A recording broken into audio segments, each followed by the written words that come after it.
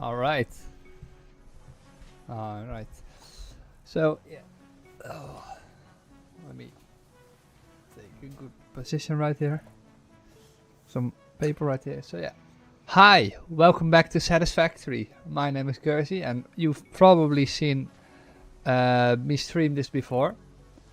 But yeah, this is Satisfactory, and I was playing it yesterday, and we were building the motor and stator automation, I think. So yeah, yesterday we tried to automate stators and motors, or last stream we tried to automate stators and motors.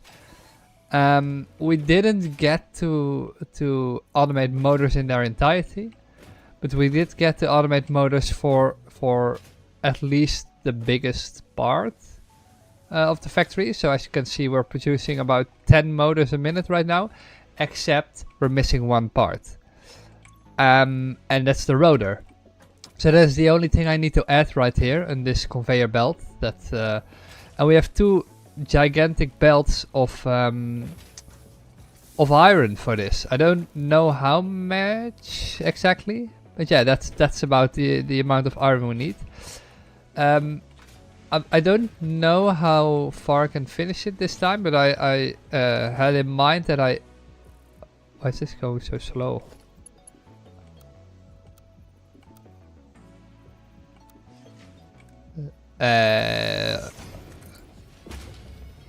These should all be MK1 belts, because that's what we're inputting in the machine. Yeah, this looks a little bit more clean, I think. It doesn't really matter, but sure. But no, we were trying to automate motors. We only need to automate the stators. I want to continue producing the other item, the oscillator, because that's also an item we haven't finished quite yet. And as you can see, oh, and by the way, we also want to make some blueprints for roads, because we need to transport some items back to the main facility in the future, because right now we can finally upgrade our space elevator, which took us quite a while to automate. But we don't really need this line anymore, so let's just remove that one. And then after we made the oscillators and what else? Where is it? Right here. Can I input this material in here? Yeah, I can. So after we input the materials for the oscillators and we automated the motors and made some more blueprints, we can dive into, I think plastics is the next tier, which is where the space elevator is for right now. So I'm really excited about that. I really want to get to that stage, but before we need to automate the parts from the first round, of phase 1. And because of that, we can disable this this conveyor belt. And maybe something else I want to do is make the factory look a little bit nicer. Because right now it's really a big mess, and it's just one giant factory instead of multiple little factories that are connected via these small belts, right? And they're floating in the air, which also doesn't seem really pretty. But we can make supports for that, so that's really cool, I think. But we have to make sure it looks great too. So let's see, what can we do? Where is the wire? There's the wire. We can probably disable this. Automating wire will go into overflow, and the middle one will go into cable. So now cable will still overflow, but it won't overflow if this one's running or this one's getting empty or something. And we have to do the same thing for the other part, the other space elevator part. And then we can reconfigure our entire belt line, and we should be good. just disabling the, what is it called, the stator production, because we don't need automated wiring for I don't know if we need automated wiring for the next space elevator part. Maybe we do actually. I mean, it's a rather simple part to produce if you take a look at it. It only uses 2 stators, which isn't the biggest hassle to automate. But the other things should be fine. Let's see, can we disable the stator production line? Where is it? Right here. So right now stators here are being produced. They should flow in the chest. Yeah, I did. So they should flow in the chest to the right here. Stators. Not that. Stators. And we have overflow in here. And because this one isn't full yet, I think this will work. That one was probably stuck in the machine. So will it go out? Yeah, it will. Okay, so now these machines can fill up nicely. And the first thing we can do is make sure we send our space elevator parts up to the top factory. So let's load, seal, phase 2 finally done.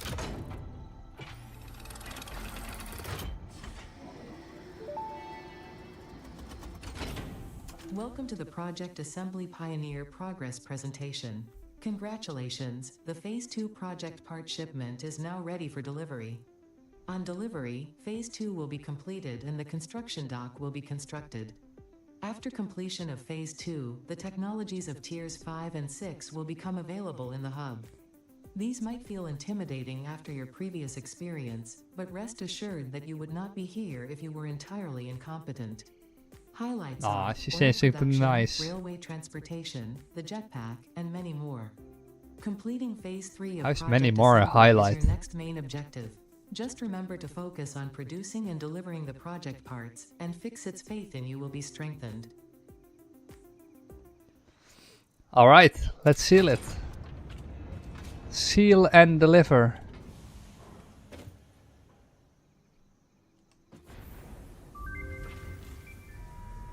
Complete phase 2 of the space elevator.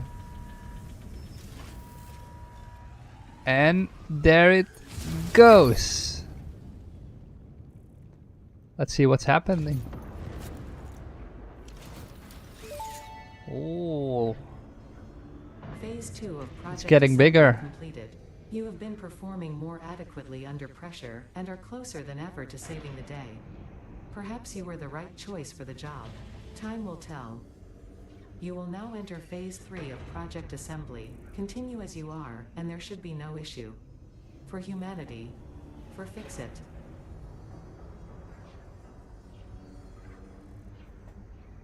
Okay, interesting. So I think that's it. And it's coming back. Okay. So it's quite a lot bigger than it was before. Our next complete objective is 2,500 frames. Oh shit. Okay. I don't know how you produce the other parts though. I don't know if you need the other parts from the previous line to build that. That could be. In that case, we do have to set up a separate production line that will lead the parts outwards. Right now we can re-enable the facility to produce modular frames because we are our facility is quite full, so that shouldn't really be a problem. So let's see, can we do that? We do need to go back to enable the steel beam production because I don't know if we're producing enough of those.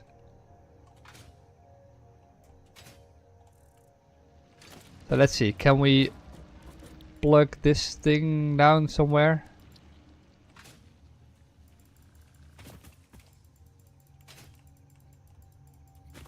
I got it to work here somehow, but I don't know.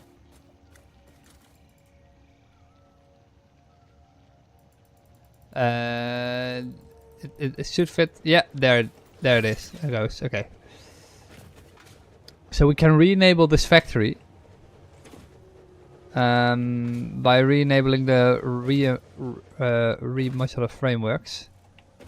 So right now the modular frames are being produced here, and we will set overflow to this direction and reinforced, no, modular frame. And now we're producing this again. The only thing I need to enable from here is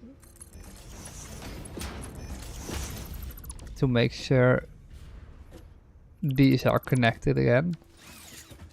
So these materials can flow in. That's quite a few already, I think. That is nice though, that we already just can enable the entire facility to produce these parts without it being too much of a hassle.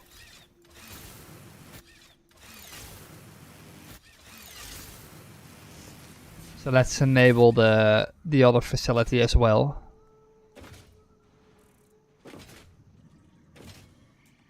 Yeah, this doesn't look great at all, this base.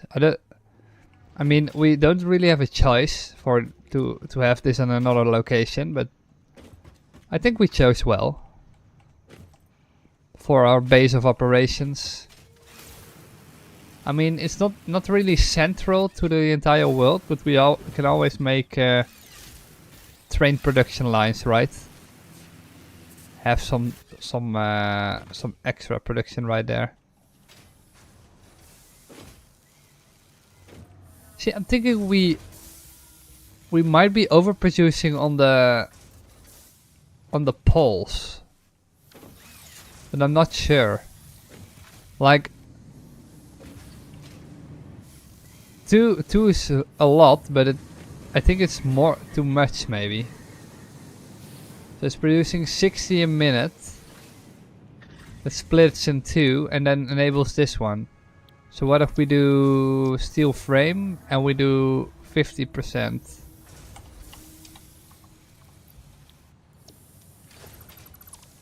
Can we just... This is Mark II.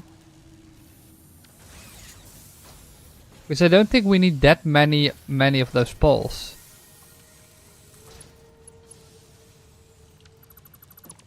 For some reason it really doesn't like when I go into this mode. I don't know why. It seemed to struggle a little bit in its FPS rating capture.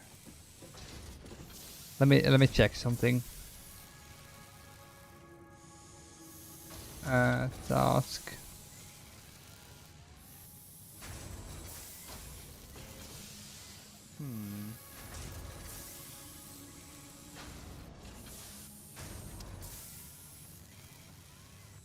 Yeah, for some reason my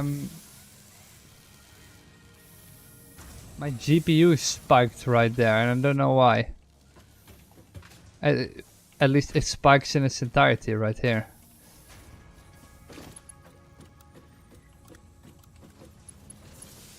Can I just add this? This is a Mark II, right? Yeah.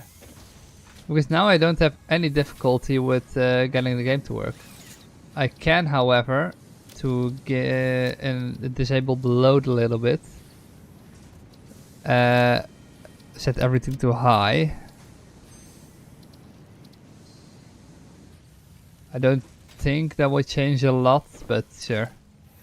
That's also Mark II? It is.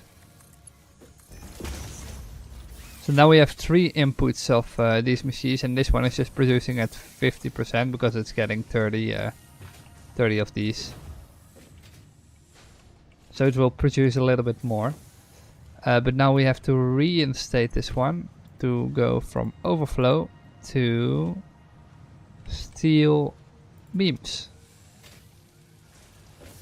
Yeah, I think a production of 20 pipes per minute is more than enough.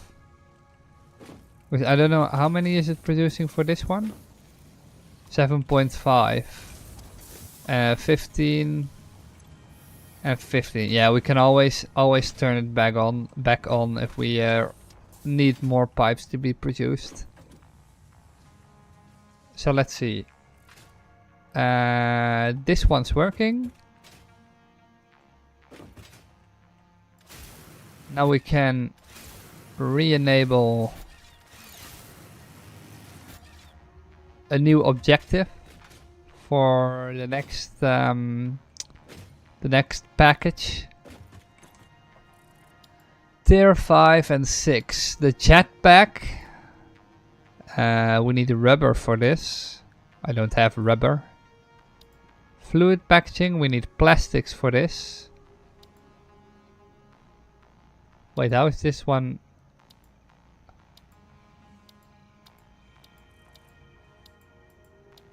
Why can I still select this one?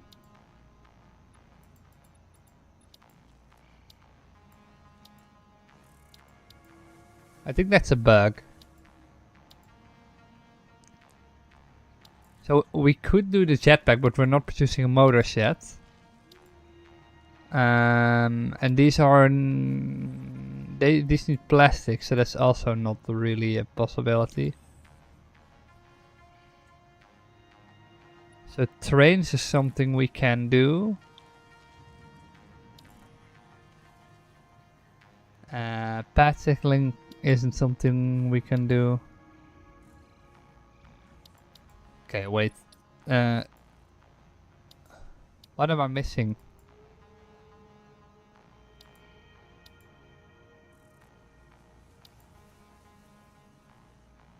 Oh wait, we can do this one. Oil processing.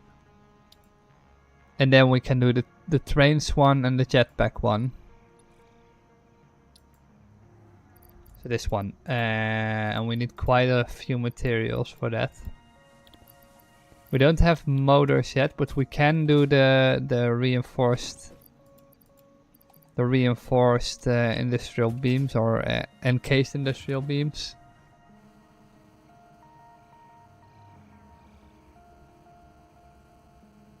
Give me a moment.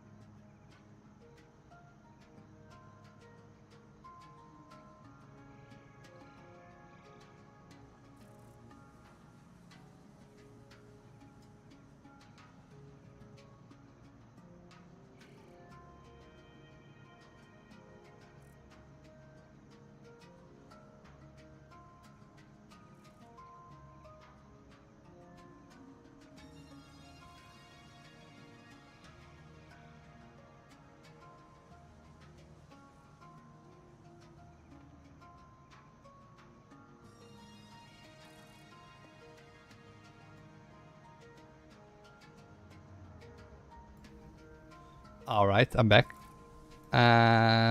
Let's see. What was I doing? Ah, yes. Trying to get some more encased industrial beams to get into the machine. And we only need motors, but we are producing motors in a moment. Let's see, what do we need for that? Right now our inventory is quite full.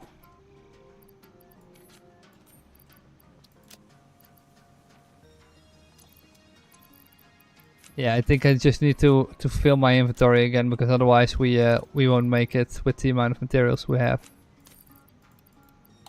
So that's 2.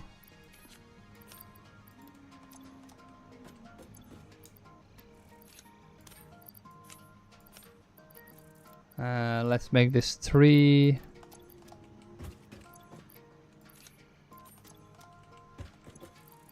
I don't think we need that many materials though for to automate the rest, but we'll see.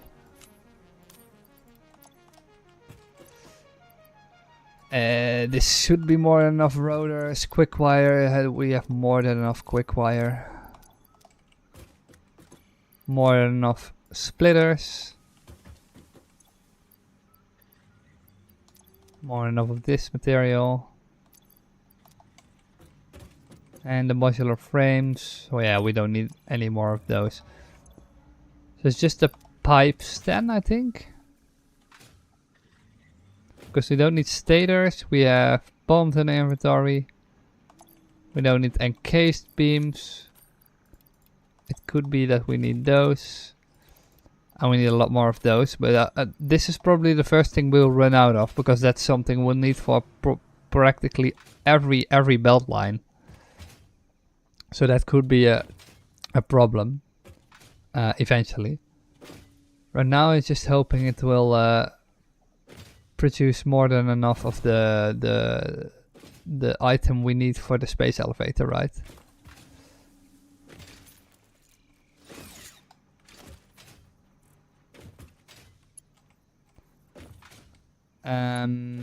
Let's see.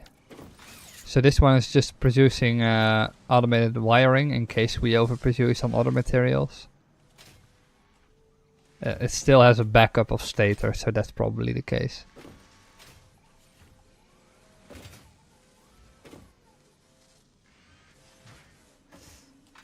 And what else?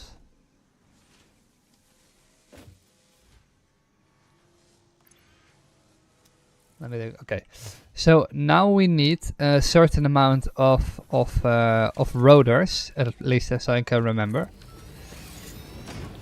So rotor production produces 4 per minute, and to fuel this belt line, we have 1, 2, 3, 4 machines that need 10 rotors per minute, so that's an input of 40 rotors. So if we try to work backwards a little bit,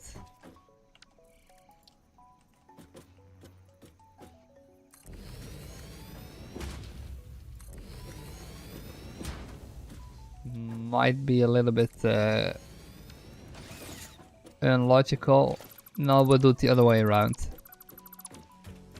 You know what, we just let's just take these ones out here.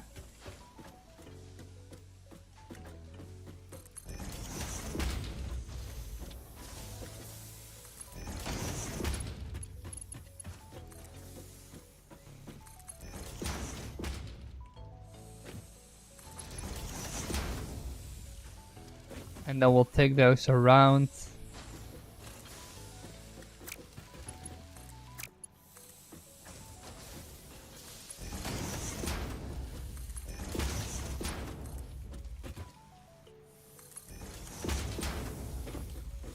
Like this. And then we'll produce them on the back. And what we'll do then right here is, because we need 40 rotors, we can make this a perfect production line by rearranging these like this.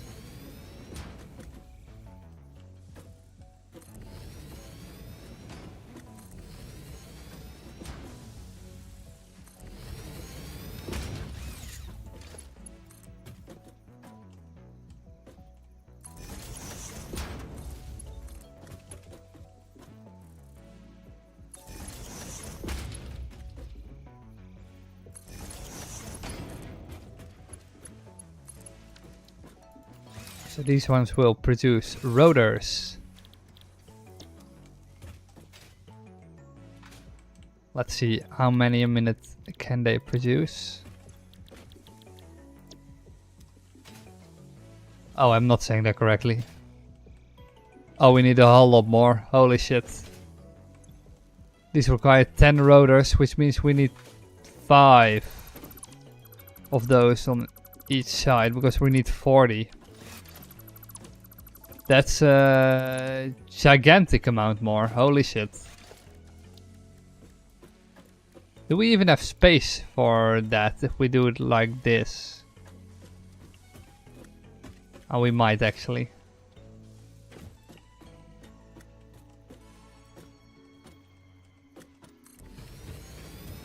So let's say we would do it like this.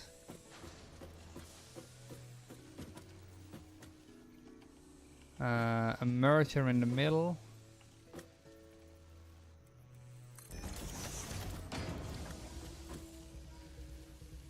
And the assembler right here. Yeah, that's a little bit too close, so we need to go back by 1. This already cuts it really close. Really would like to have a little bit more space here.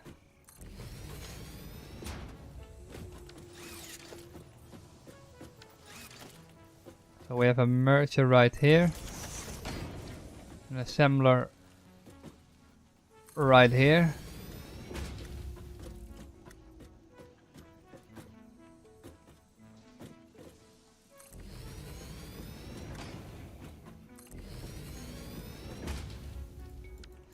And we need 5 of those. Jesus Christ. I didn't know that that would be such a power intensive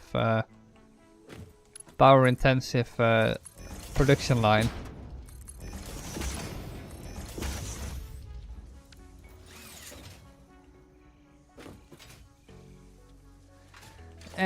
Yeah, well,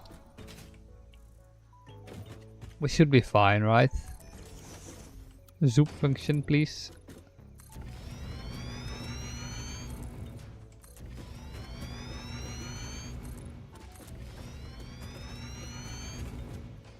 More than enough space on the back here. So 1, 2, 3. We need 2 more on this side.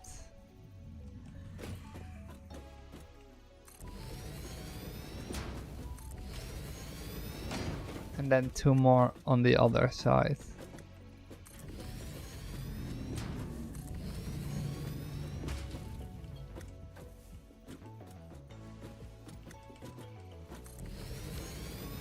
Oh, I'm missing one.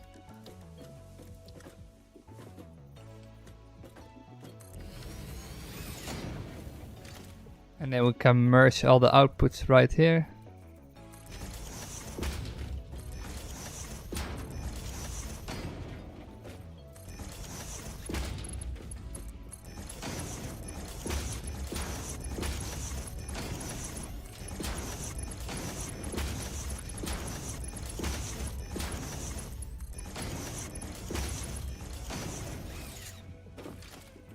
So these will produce the 40 rotors we need.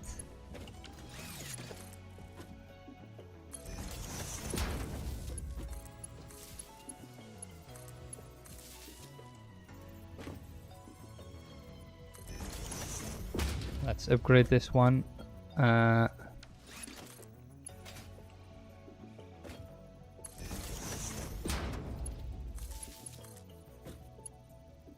Wait, we can just upgrade it and pull it down 1 more.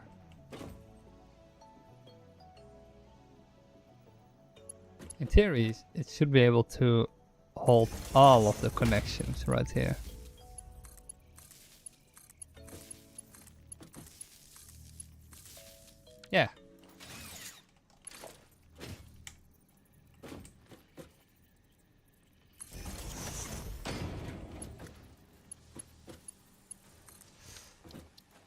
Okay, so there's our production line. Now enable them all. Rotor.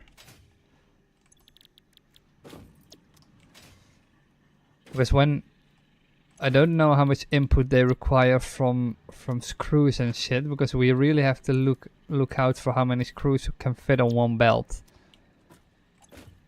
Because I think that will be the biggest and most annoying part to work with.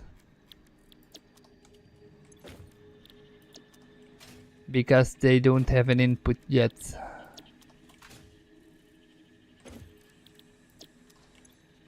Oh. I don't think we have more than enough iron to facilitate this entire process though. Alright, so these all produce rotors now and they are connected to the input? Yeah.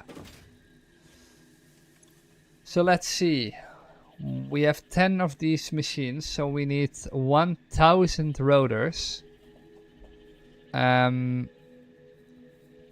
Let's to make it easy, we'll split them into groups of 4, I think. Correction, in groups of 2.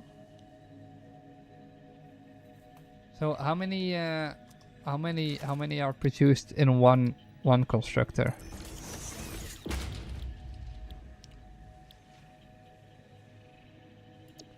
We have cast screws, which produce 50 per minute, which means we can, and we have an input of 2. Let's say we have an input of 200, right? 200 screws per minute per belt. Because working with 250 is just annoying, because then you have to split it in half and merge it with another one. Yeah, so we have 200 per minute, so that means we need 10 constructors producing screws. Yeah, 10 constructors producing screws. And we have to merge them on top. So let's do that on the back.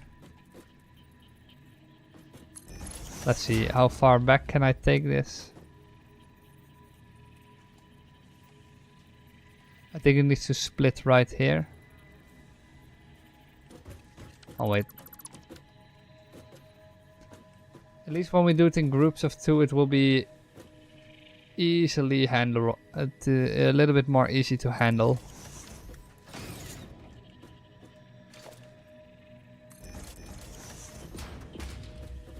Than if we did it the other way around. Probably. Oh wait, we placed it in the wrong direction.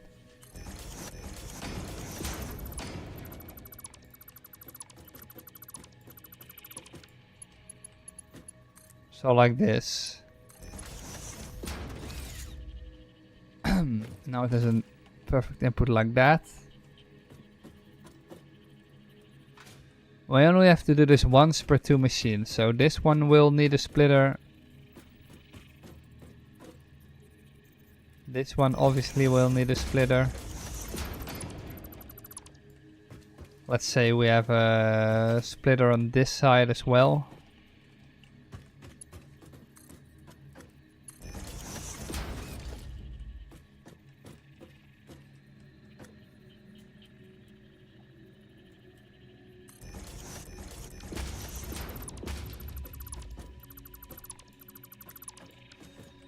One, two.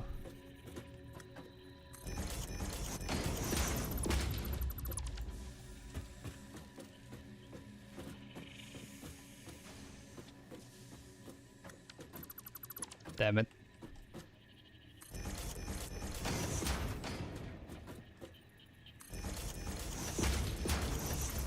Okay, so these ones split. We can connect them with the rest of the machine by just making a conveyor belt like this.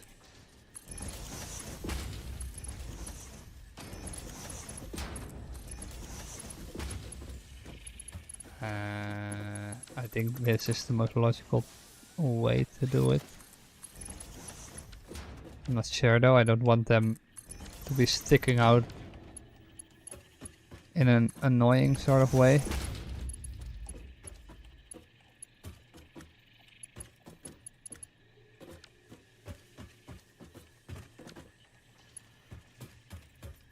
So these ones are connected. Let's do the same thing right here.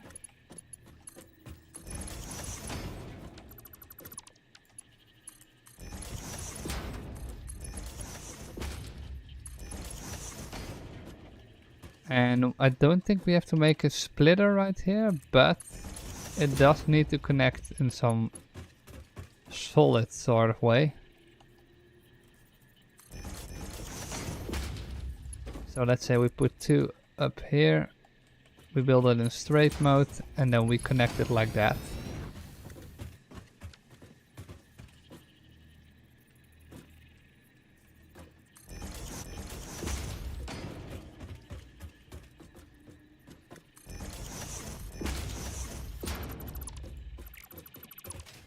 Yeah, this should do it. This one can go in here. I don't know why that has difficulty. Oh. Who cares? I care, actually.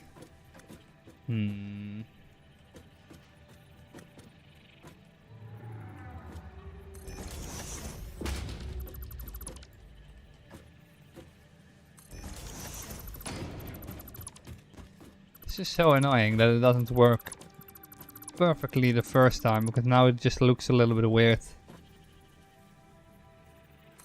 Splitter right there, splitter right there.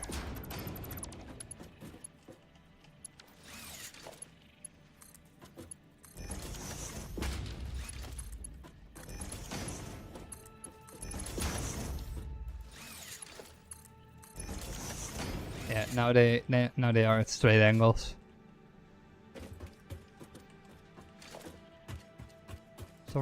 For some reason that just didn't work. You need to align them perfectly, otherwise they won't connect well.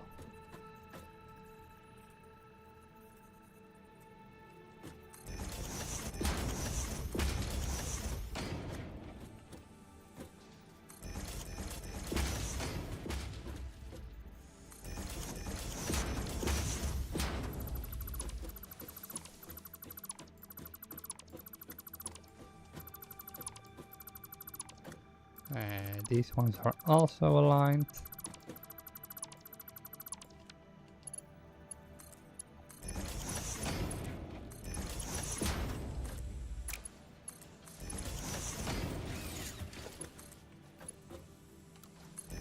Now we can make them at straight angles.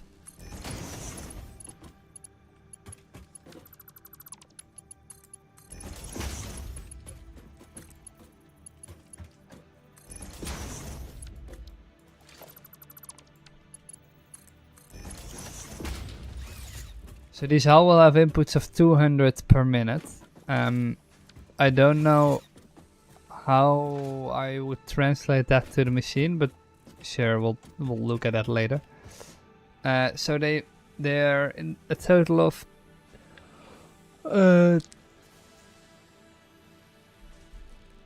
10 is not enough because 10 are only producing 50, so we need 20 screw production facilities for the cast iron screws.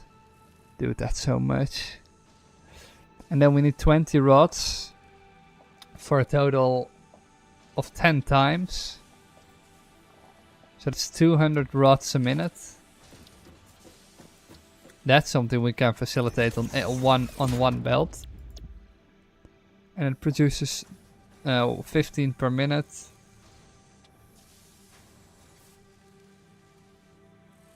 Which 200 divided by 15 is 13.333. So this needs an input of 13.333 iron rods, iron per minute. So we can you put that all on one belt, so that's not a problem at all. Since I think we are going to split everything off from here, I think we'll do it like this. And just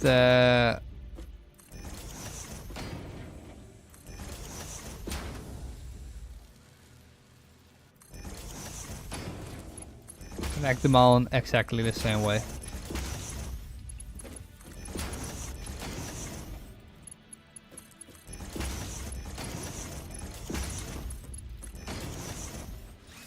So this is one production line, and then we have another one right here.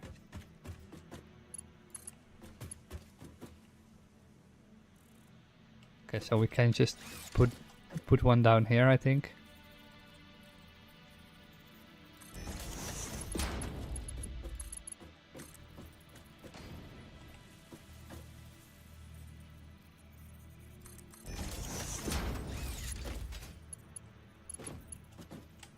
And now we can split this one as well 5 times. 2, 3, 4, 5.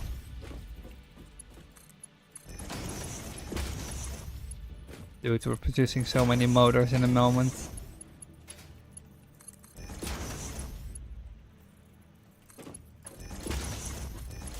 And remember, now we're just producing one of these items per at a time, but these will also need to be built for every other facility, probably. And just to have this one line just to produce motors is fucking insane. So it might be that we eventually split the amount of motors we're producing off and ship them to another facility, because I think we are producing way too many. Now comes the fun part. Building 20 constructors that will facilitate the entire thing. And I need to remember that this one has an input of 12.5 ingots a minute.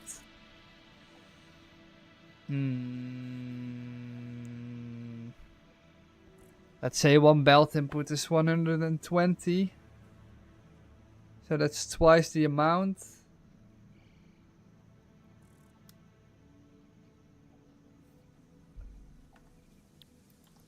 Yeah, I really need to look into that before I start building this. I do need some space though, otherwise we can't build this at all.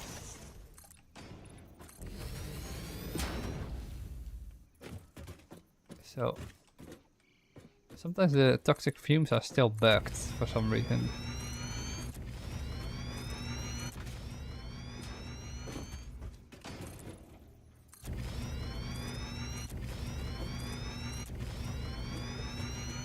I did not think we would cover this entire area. Maybe building on top of some of the machines would have been a better idea. Oh, we are squishing this in here though.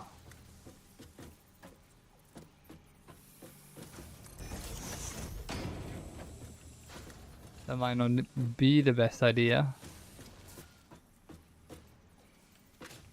Not that it really matters, but we'll see.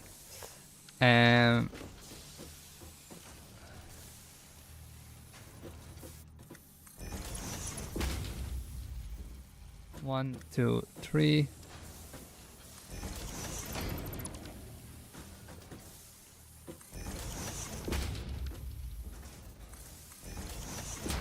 That is not correct. 1, 2, 3.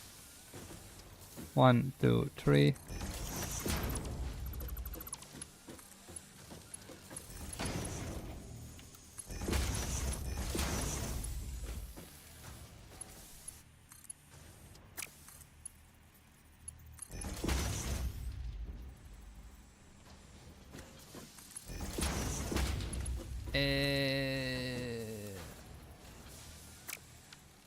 Let's see.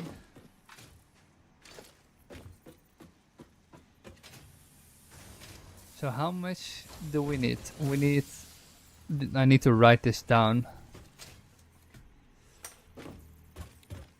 somehow. So again, with 10 rotor production facilities per minute, we need a total of 1000 screws per minute. So 1000 screws and 200 rods.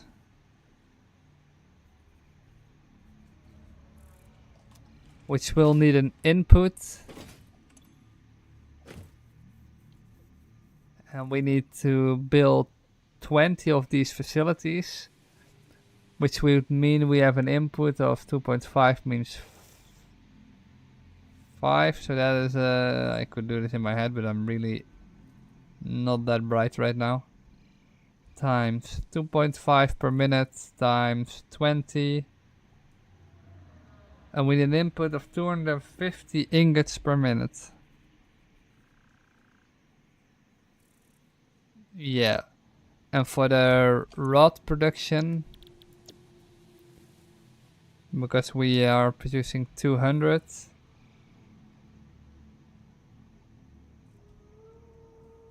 that's 200 divided by 15 times 15. We need an input of 200 iron.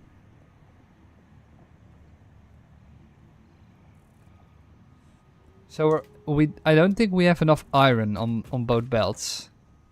We do have enough iron, enough capability on the belt transport system, so we can build the entire facility. The only thing is we need to facilitate it with enough iron. And we probably don't have that. So for the iron belts it will be a little bit more complicated because we need quite a few of them.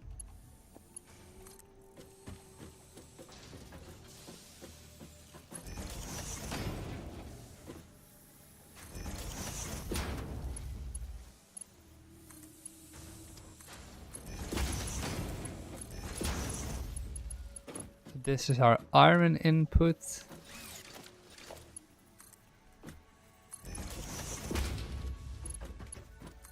Iron input right here.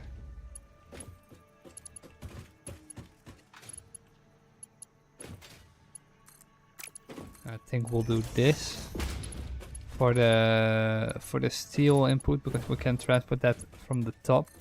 This will be because these are the belts for the screws will be bigger, so they will probably use a lot more area coverage to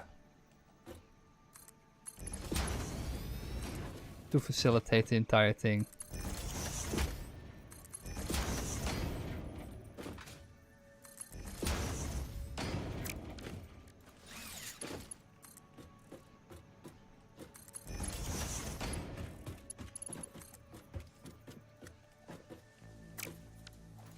So first of all, let's build the entire facility. So we need 10 of those.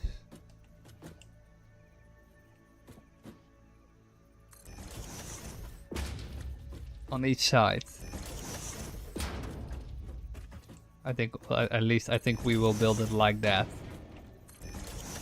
That's 10.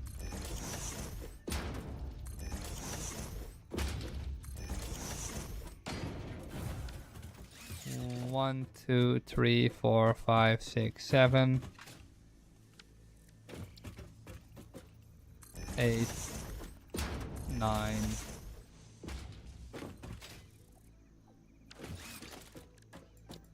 We need more of these.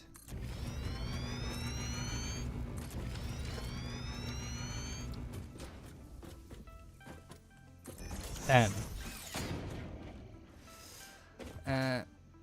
And remember that we need 4 inputs to produce 1 output. So let's put a merger right here, for example.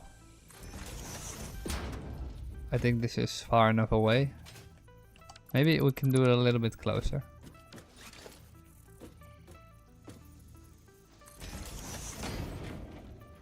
So 1, 2. So this goes in here.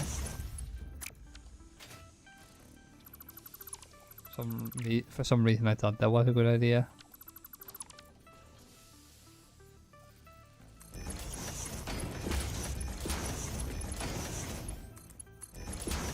So this is a total of 200 screws, which we'll need for this facility.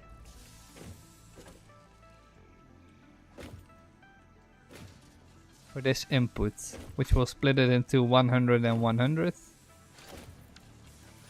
And then we should have enough for that. Let's do the exact same thing here. So we have a merger right here. A merger right here.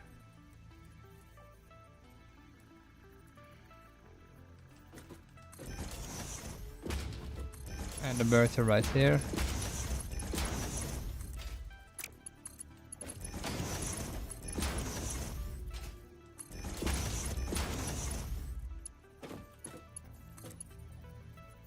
And can we? Yeah. Okay.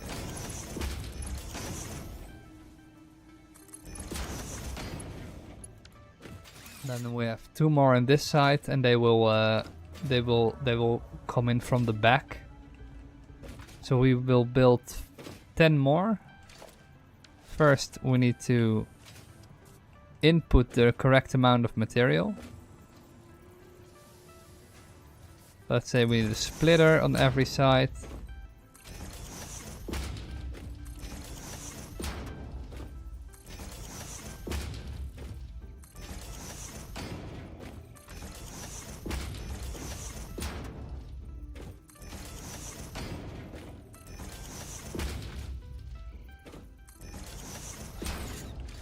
And we need 10 more of these facilities.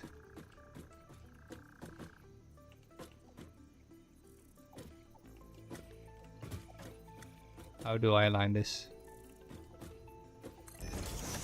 I think this is the closest it can get. Not that we need to get so close, but it will take up. These machines take up quite a bit of space, so I think this is the best way to go about it.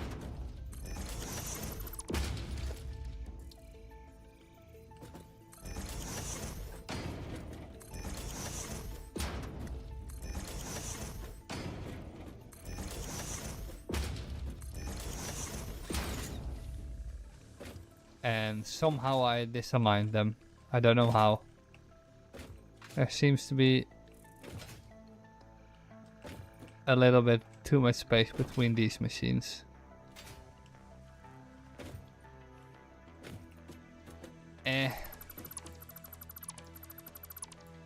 Oh.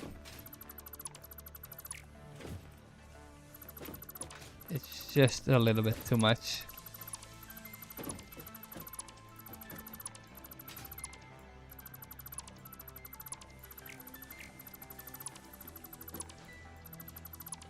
I have 1, 2, 3, 4, 5, 6, 7. And we need 3 more.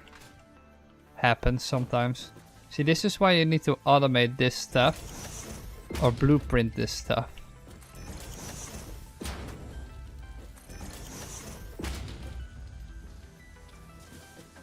Merger.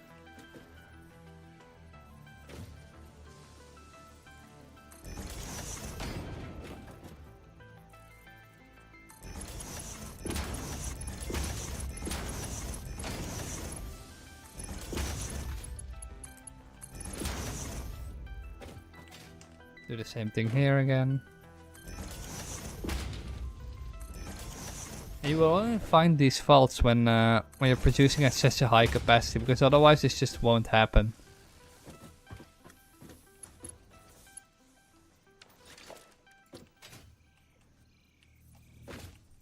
You will never find out that something's wrong, or some facility is too close to another facility, or you know.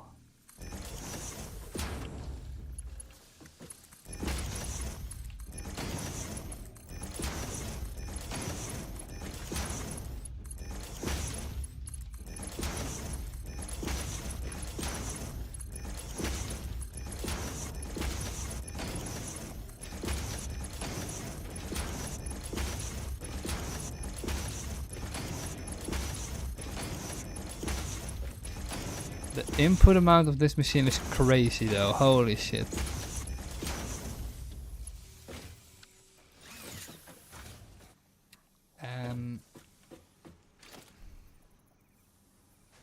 Because I don't know, because this entire machine in its entirety needs about 250 iron. And right now one belt is producing 210. But the other belt is underproducing. So we need to add more iron. Which currently I don't know how. Because I don't know if there are any iron production facilities we're not using. And we can only find out, right? So let's see. First of all, let's all set these to alternate screws. Can you imagine if I didn't find the recipe for alternate screws right from the start? That would be fucking horrible.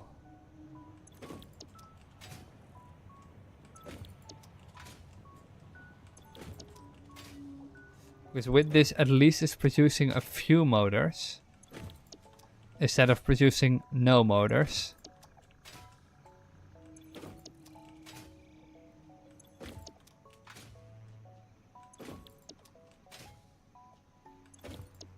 I also don't know if there are new recipes in the MAM that I can unlock.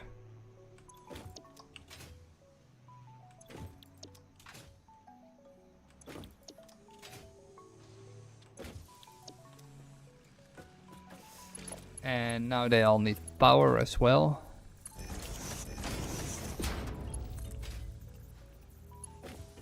So we can skip 2.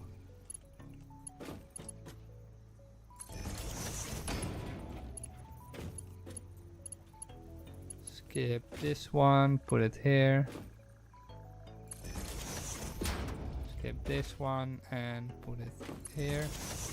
Skip this one and put it here.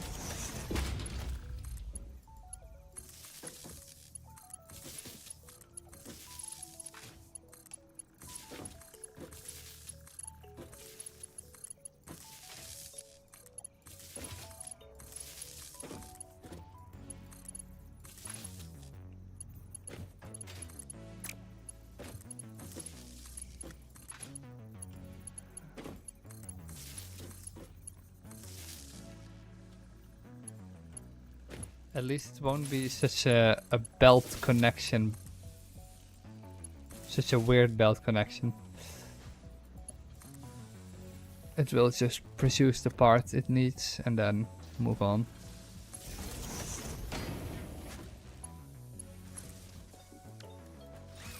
So these are all yellow, that means they're all connected.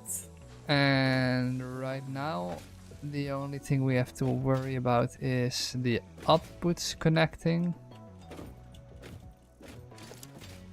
So they are quite close.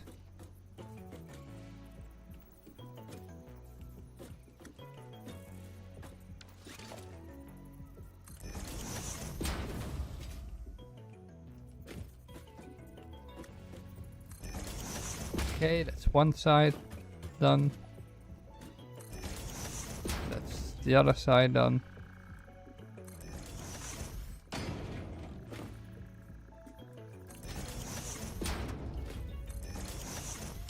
That's the other tree.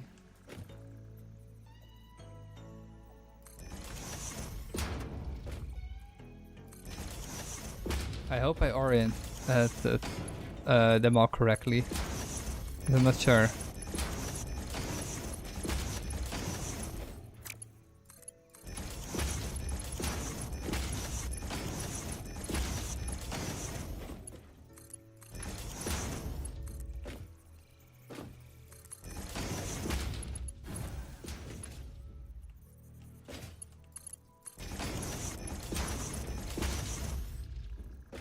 Are these connected via... No, this one wasn't. I thought I forgot something. Now they are. Um,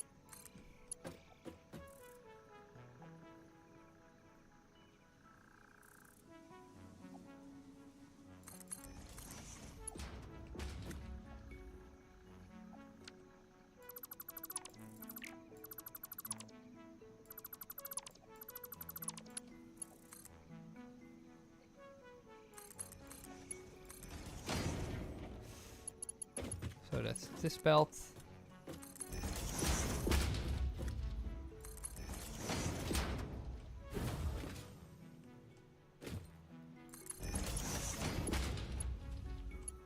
Damn it.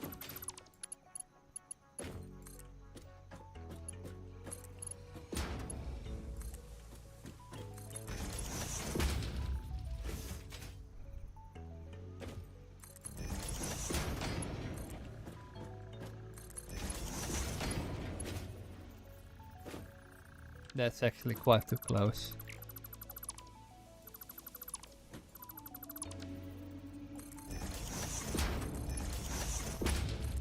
It's more like this. I think this is a better angle. Damn, if these if these all produce screws in a moment, then oh my god, that will look fantastic. We will just have belts of belts of belts with screws. I don't know how the power grid handles this though, because we also need to introduce new machines to the power grid that also will consume a lot of the material we produce. But we'll see. We at least need to add 14 more machines, so that's 7 on each side. And this one will do the other way around, I think.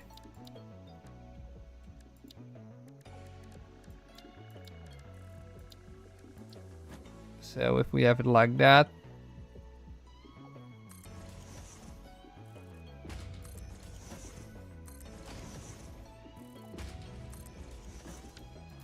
Then 3 more.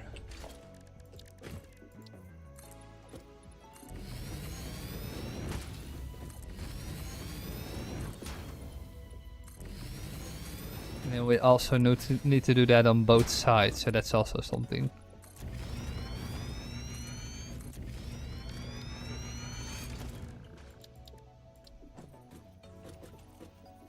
So we have a merger in the middle.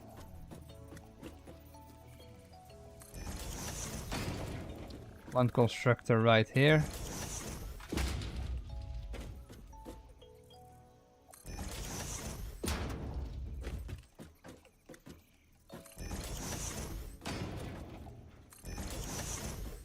That's 1, 2, 3. 1, 2, 3. I don't know how this one's orientated.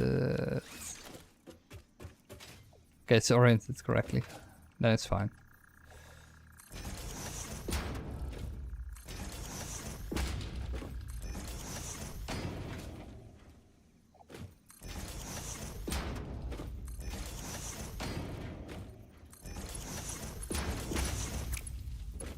No, fuck. We fucked up somewhere. We fucked up here.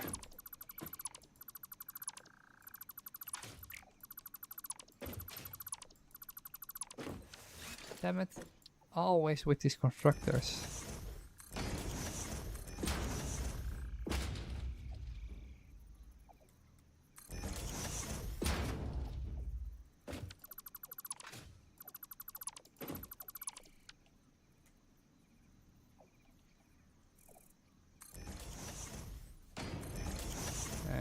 Like this then.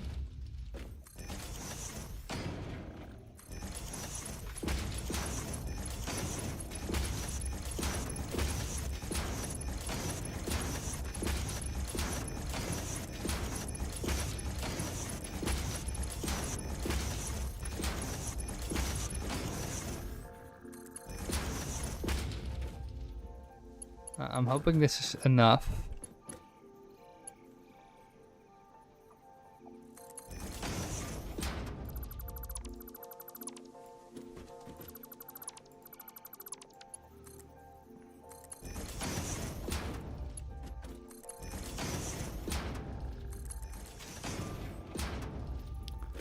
And these should be all the parts we need for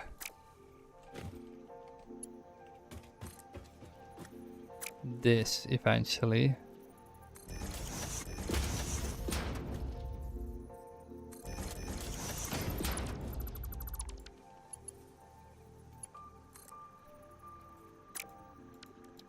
I am doing something wrong here.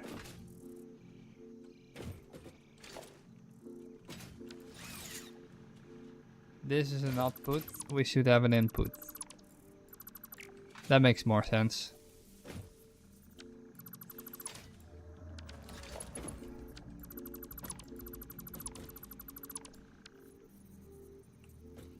So this is a splitter.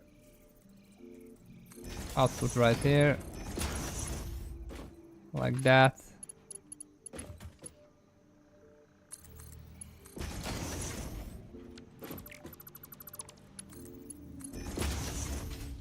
And then now we can elevate this, turn it around.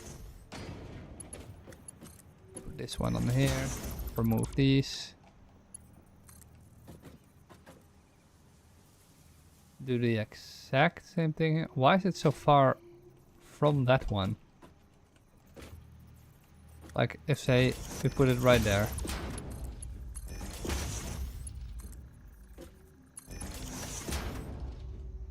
That may be too close.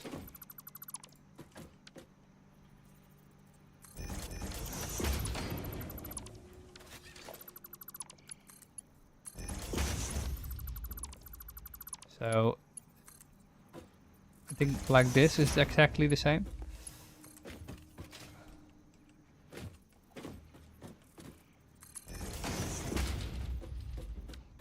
Yeah, so we need to, or we need to shift this, or we need to keep it exactly the same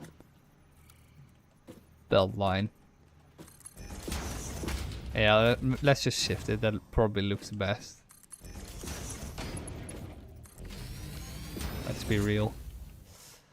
Because then we have multiple lines running besides each other. So this is the prediction for rods. So let's all set them up. Damn it, can I get up there? Iron rod. Rod. Rod. It was 200 divided by 15, right?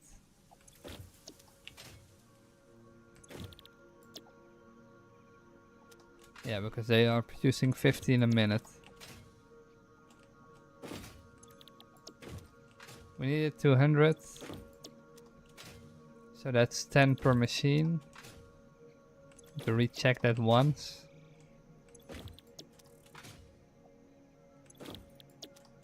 So that will leave us with an odd number, I think.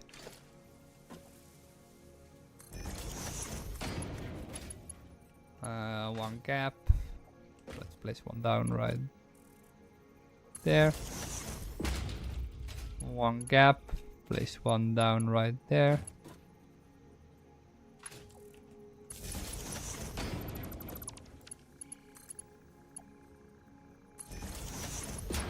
And place one more.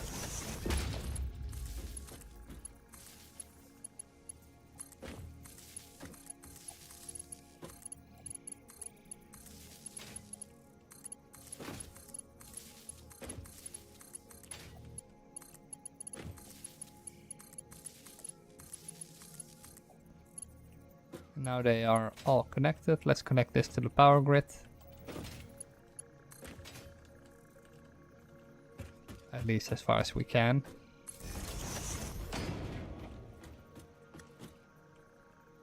Connect this because I don't... Oh, we can actually. These should all be yellow. They are. And they're producing 15 a minute with an input. I think this is the entire factory. We only maybe need to increase our iron production a little bit. So let's say they need 20 in total for 10 facilities, which is 200. And 200 divided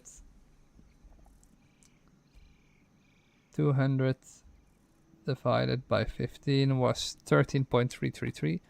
So one facility can run at 33%. Let's make that the last one, of course.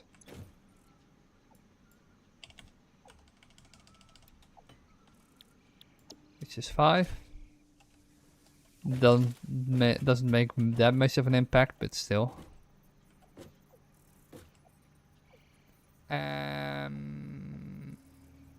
Yeah, we do need a splitter at the end.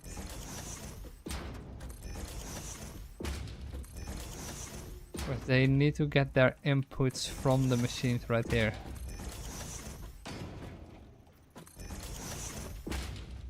Same as here.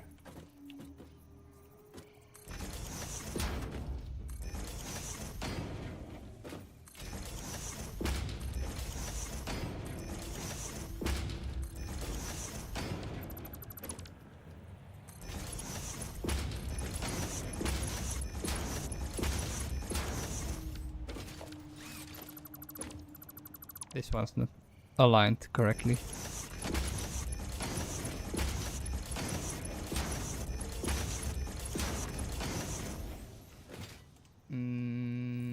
One more.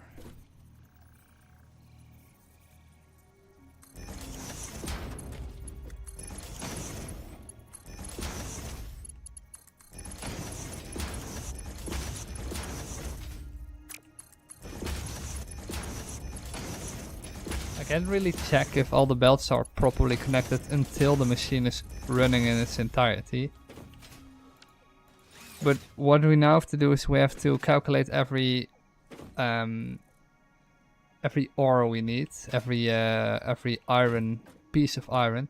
I didn't think it would take that much time to set up all these manufacturers. This is definitely something I need to automate for sure. Better to probably delete 1 or 2 then, or maybe make them in packs of 3, packs of 4. The next time I need to do this, I will automate it. I will make we'll make a blueprint.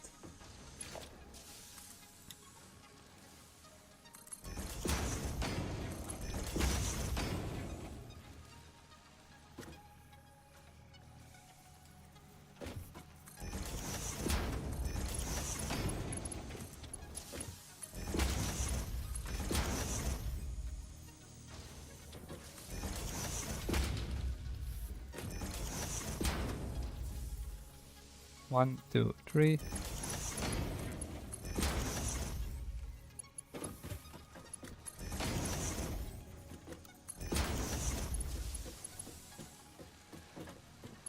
Alright, so this production line needs a total of 250 iron per minute. Right now, what the heck happened here?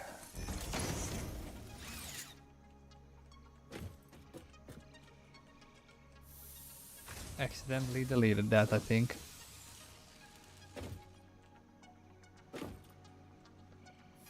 That doesn't seem right either. I think I screwed up here somewhere. I don't know what happened, but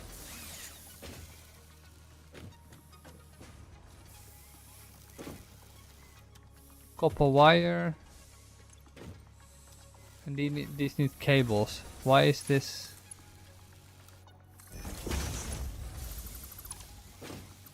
Why is this here at all?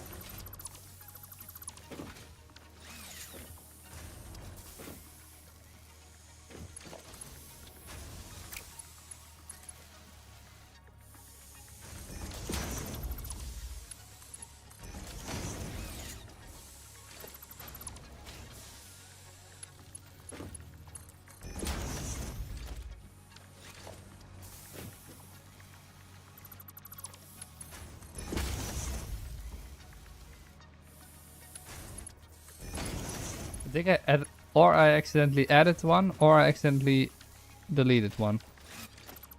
But this doesn't seem to be how it should be.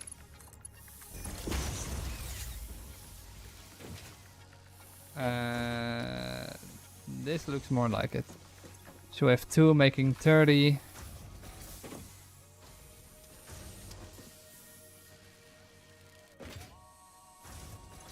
That doesn't seem right either.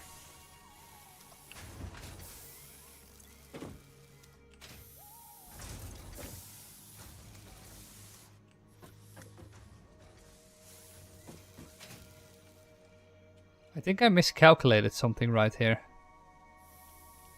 But I'm not sure.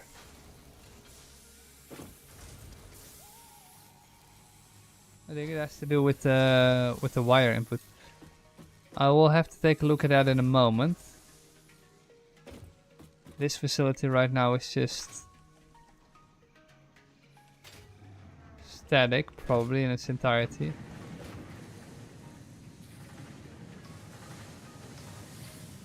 Really weird. Because that really will give some fluctuating power. At least a little bit fluctuating.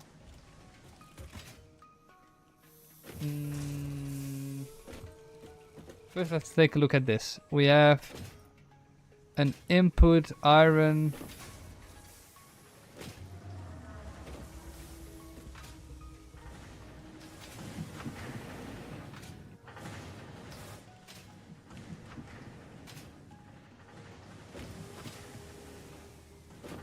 So it's two less. So it's 1, 2, 3, 4. Wait, it's one belt. 1, 2, 3, 4, 5, 6. These 6 are producing 6.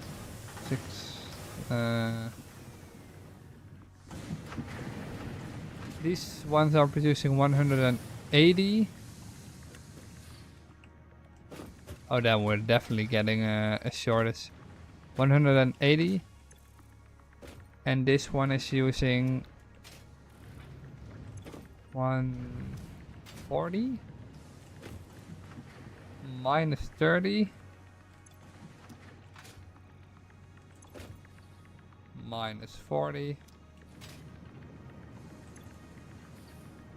Minus 40.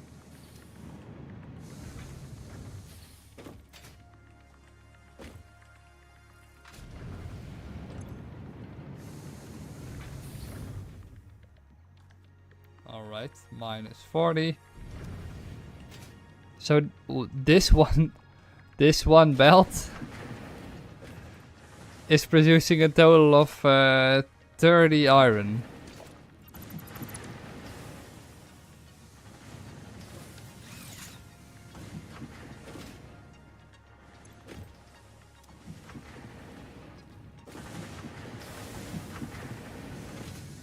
Am I saying that correctly? 1, 2, 3, 4, 5, 6, and it's producing 30, 180.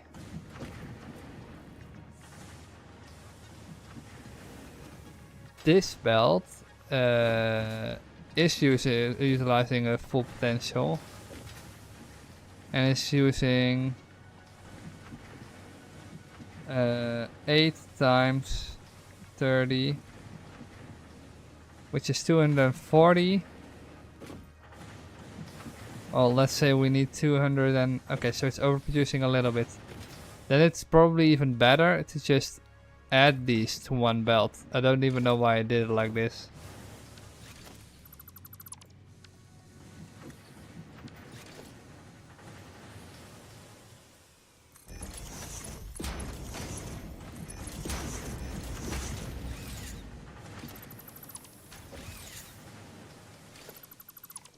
Just to remove this belt in its entirety. Right now it's overproducing a little bit of the iron, but it doesn't really matter.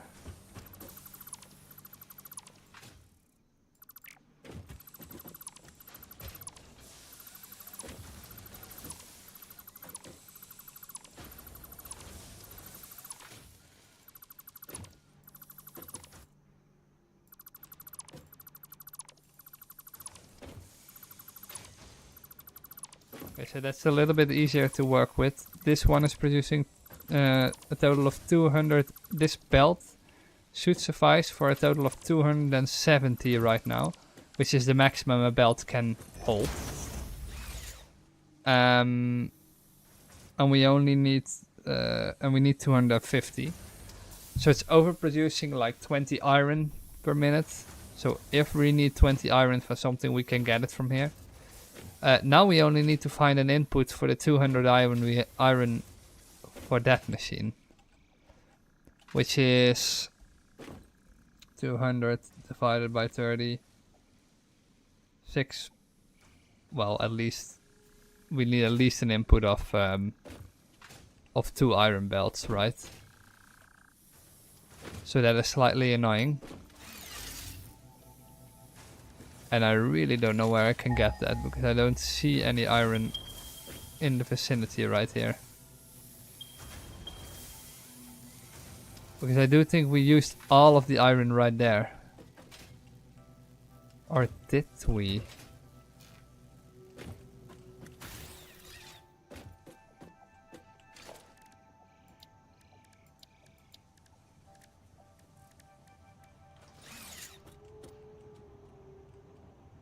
At least that machine can fill up, so that is something. Now I'm really curious. Did we use all the iron that is being produced right here? I'm hoping we didn't. But I don't see any machines with belts sticking out. No. That is slightly annoying.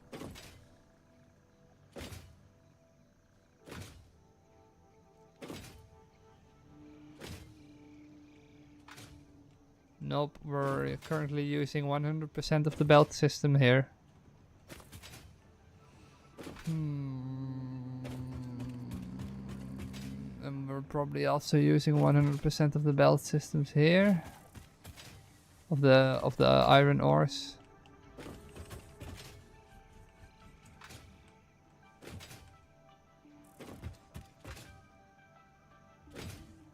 Still a weird quirk with this machine.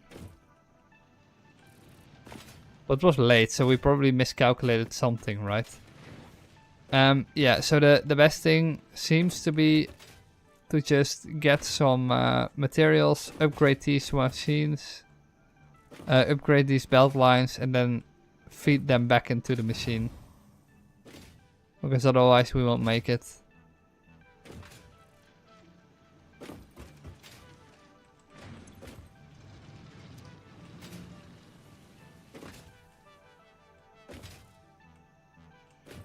So let's say we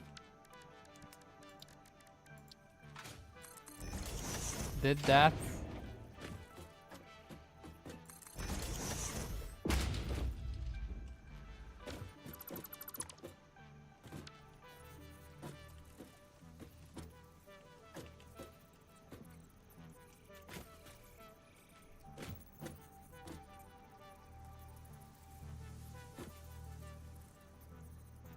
It would split, let's say in the middle.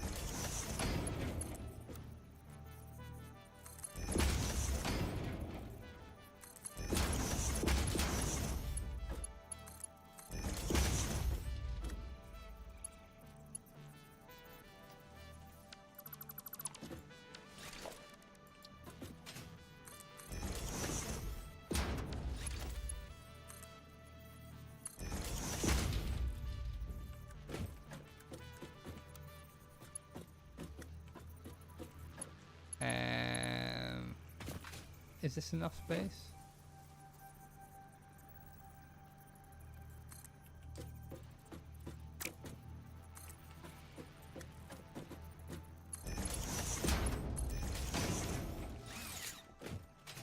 So let's say this is our iron input.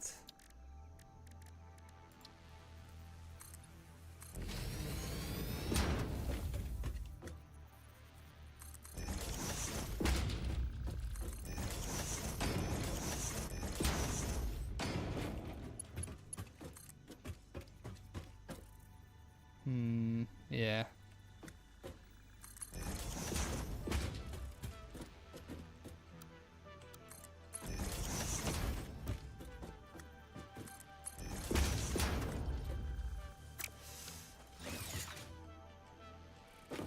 So that's an output of 250. Yeah, I don't really care that we're overproducing on items, but sure.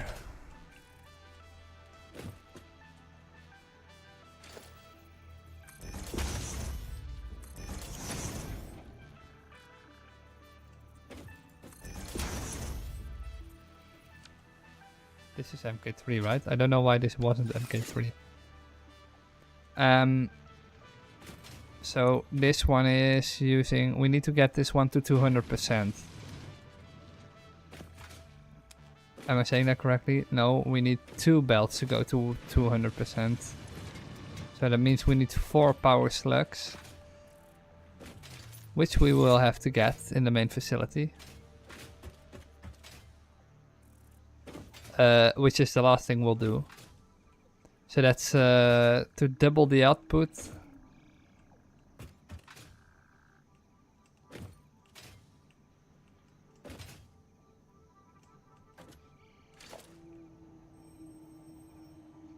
We could probably better do it in another way. Wait.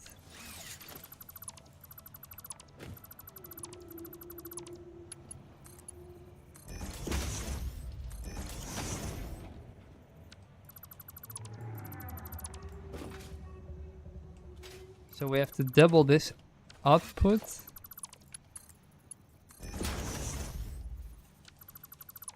I don't know why we didn't do this earlier, but sure.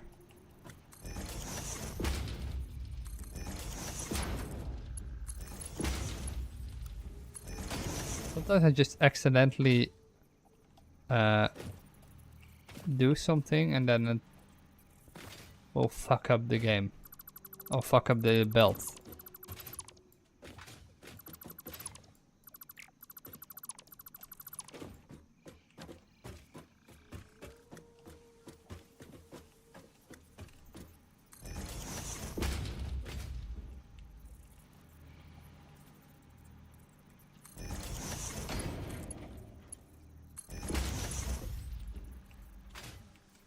One, two, three.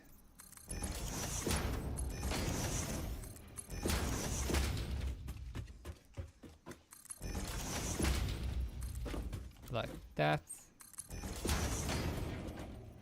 And we can lead this back to the facility. So we need to get these two to 200%. Then our belt lines will be filled again. Instead of merging that up, so merging them at some weird spot. And with that one at 200%, we have an input of 240, which means we can divide it by 8, I think. Yeah, divided by 30 is 8.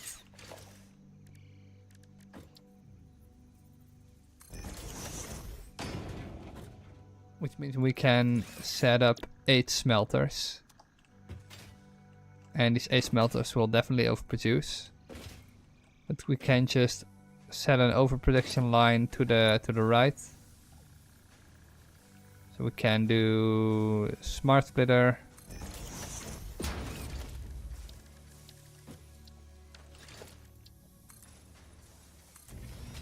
Because this is exactly the same with the other production line.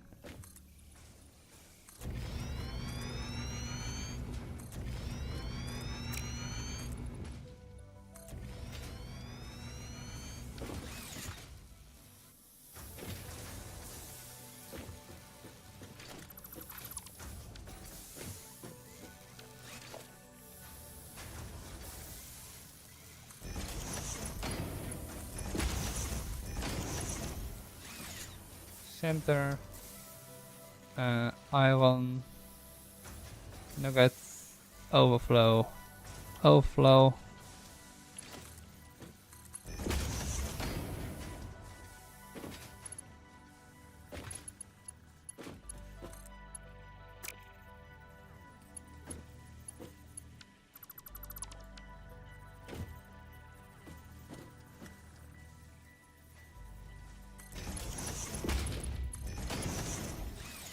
So it's iron, Oh, iron ingot. Overflow. Overflow.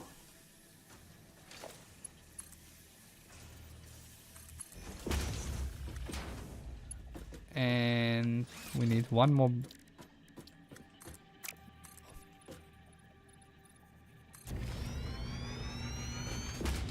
Oh, that's fucked.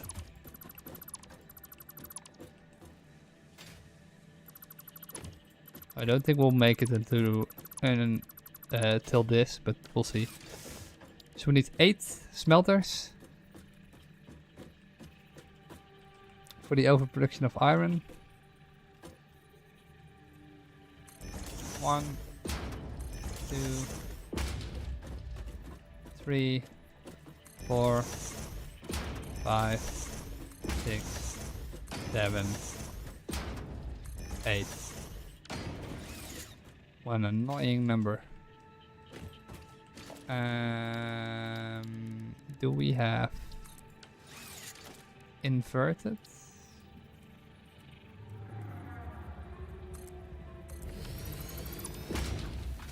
Like that, yes. This shouldn't really impact the game, I think. We have an awesome sink to place down.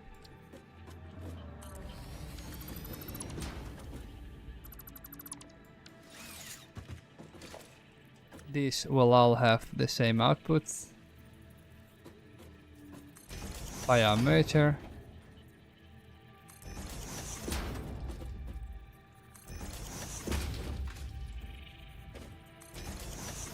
Otherwise we have to bring in so much material from another location that's just undoable.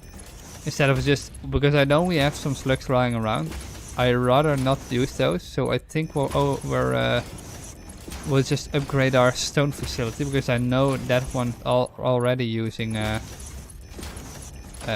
incorrect materials or the overclocked materials.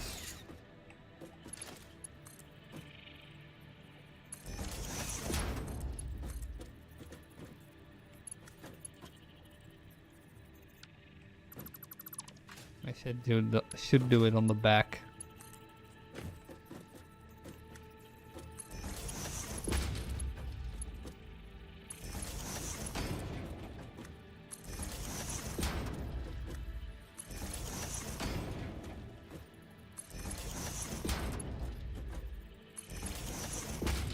Okay, so this one has been connected. Iron, iron, iron. I mean, there's not a lot else we can smelt down, right?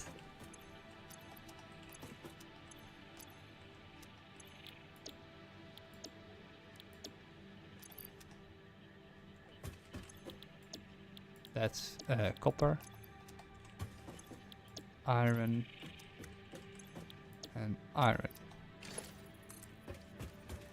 Now let's connect this one to the main grid.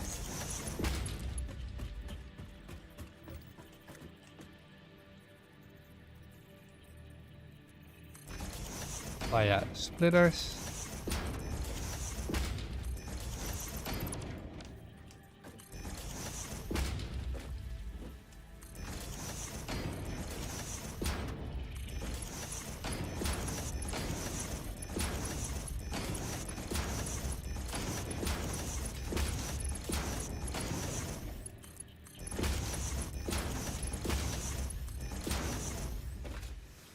Okay.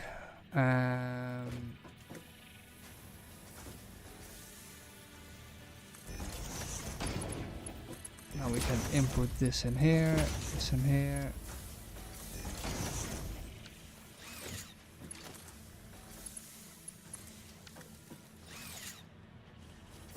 Awesome, sync connected.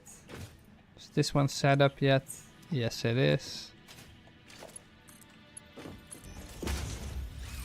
And I think that's it. The only thing we have to do now is use all the...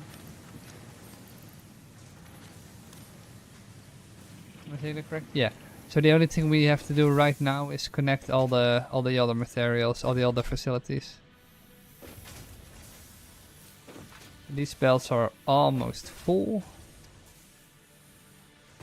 And then we have to take a look at the other factories.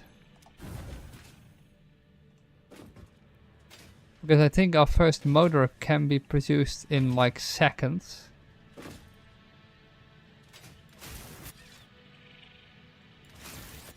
At least I know it can be.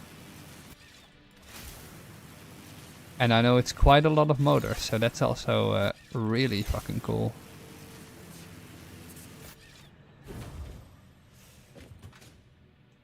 Alright. First of all, do we have enough materials to upgrade? I think we do. So let's take a look at our stone production facility, I think. These ones are using overclocking material. Why are these ones using overclocking materials?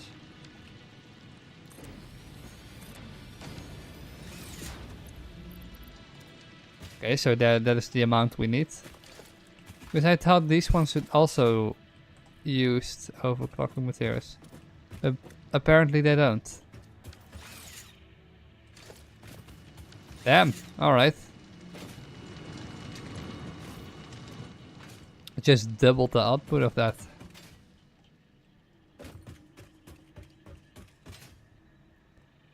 Let's see, can we fill our inventory with nice stuff?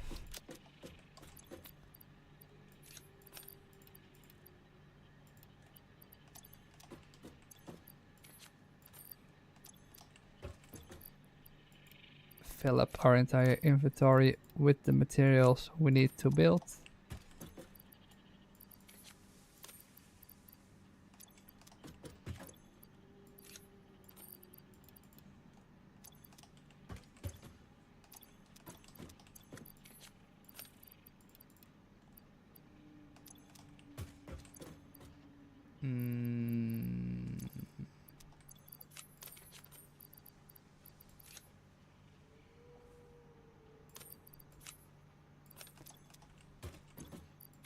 I mean, not that it's really necessary to fill up every bit of our inventory, but who knows, will always come in handy.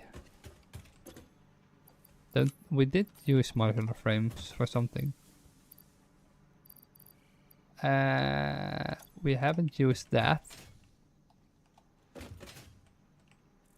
So we don't need stators, bombs, encased. We have used a few of those, and we can fill up the rest of our inventory with this shit. That should be enough. Let's see. There comes our first motor. And it's only producing half the required materials right now, because we're only producing half the materials. Let's see. Can I go back a little bit faster?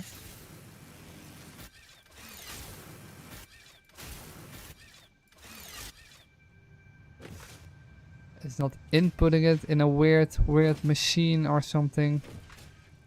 Also really nice.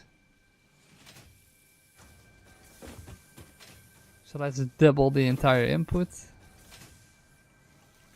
Maybe we do fill up this little gap right here.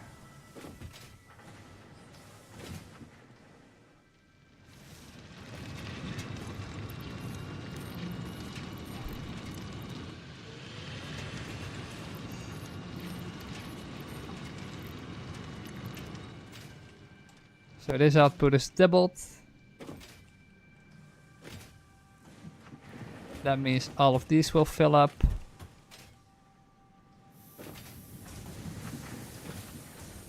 All of these will be produced.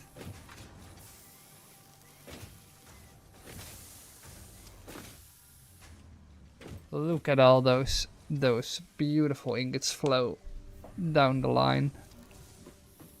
We have a few that need to fill up first. How much is this using of our power grid? Quite a lot, but not super much. These are producing our stators. I don't see anything red, so that is great. I don't know if how you can see what things are going bad or something.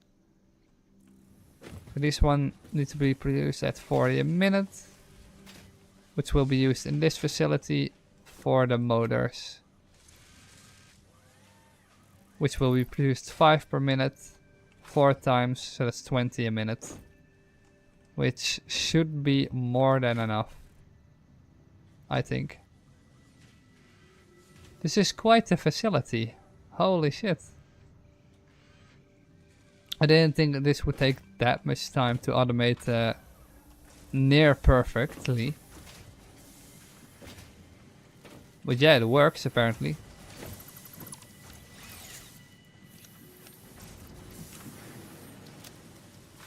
And now we need to find out what went wrong here.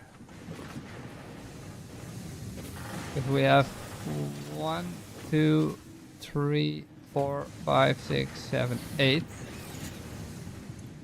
8 means 240? Yeah, 240. And these 240 are spread over how many?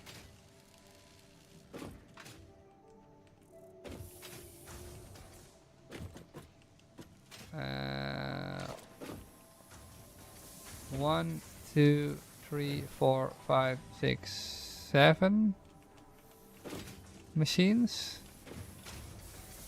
Yeah, 7 machines that produce wire. So that's 14, and then I think the last one is producing at a certain speed. Yeah, so that's 13.3333.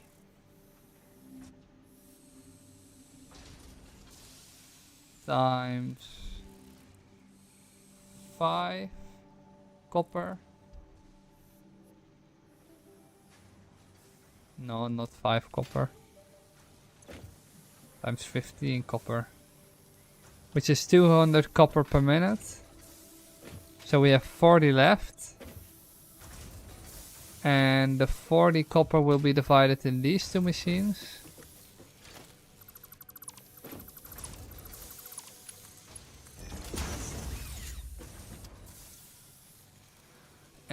Which will use 15, 15, and then one more. I don't know why this one.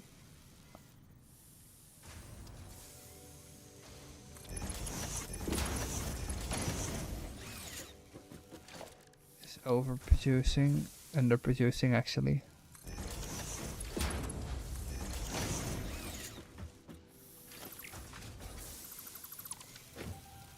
Splitter.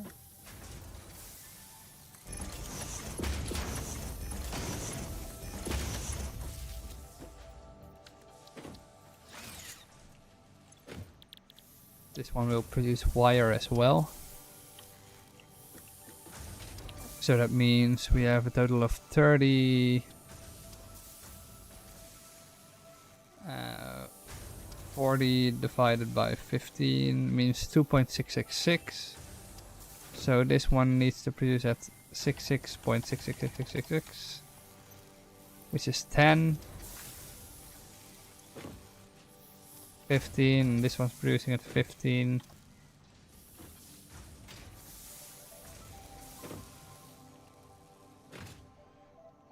Okay, so that's a total of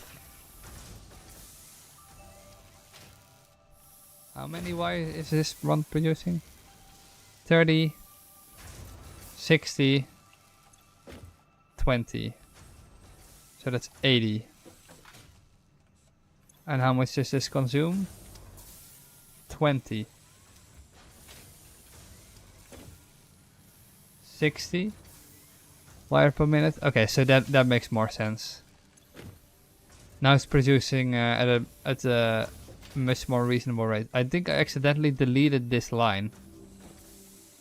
This constructor by accident.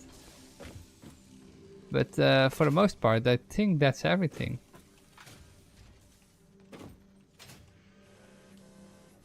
I mean, I don't know why these ones aren't moving yet. I think it just has to fill up. This is 100. Yeah, I think it just has to fill up first.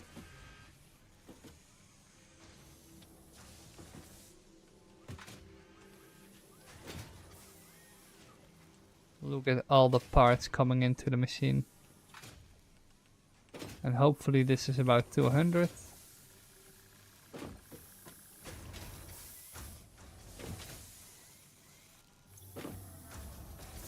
Oh, this one's idling, okay. Because it can produce more because there's not a lot more on the belt. And these ones all seem to produce the correct items. 15. Damn, look at the production rating. And if it saturates, then it can shoot the overproduced items into the awesome sink. If it doesn't know what to do with that. But I don't think that's the case right now.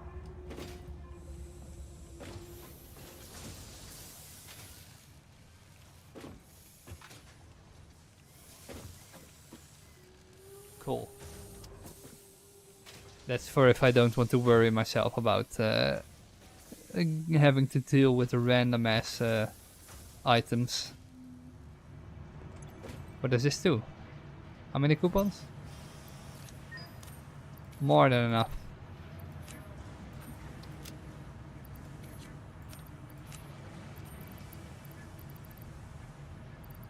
Alright.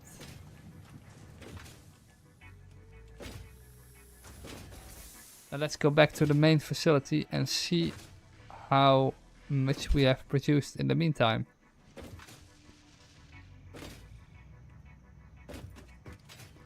How many motors? Because we do need quite a lot of them.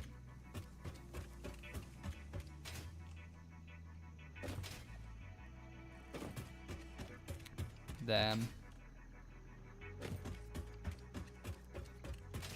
Look at all these motors, dude. That's insane. Where is it? We have our first 40 motors. Let's put them in here and we can do oil processing. Milestone reached. Crude oil can now be extracted and refined to produce various industrially beneficial parts.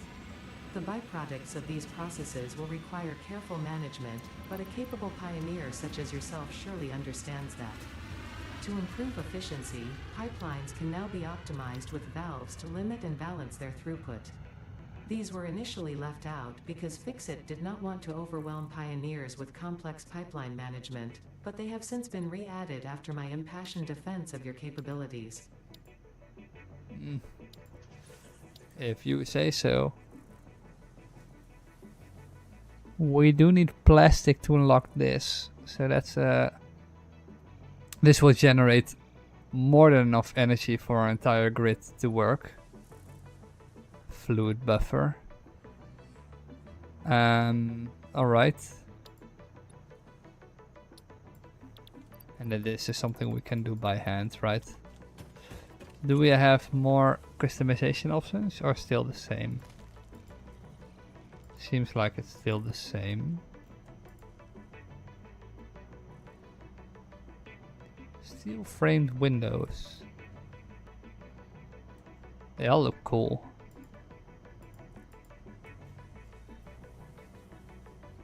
Oh, and in architecture we have a lot more.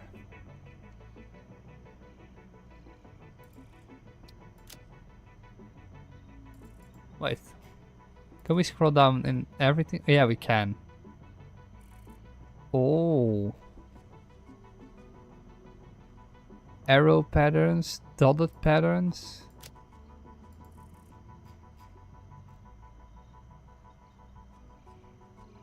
Walkways, factory zones. Steel walls. Oh, because I didn't buy the glass roofs yet. Basic steel production.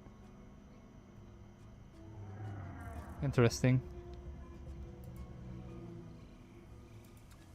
Management. Oh my god, how did I not see this yet? Clean pipeline.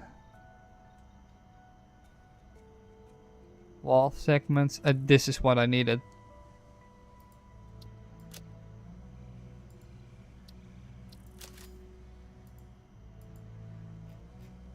Oh my god, and here are the lights. Dude, how did we not see this? Wait, can we... how much food do we have?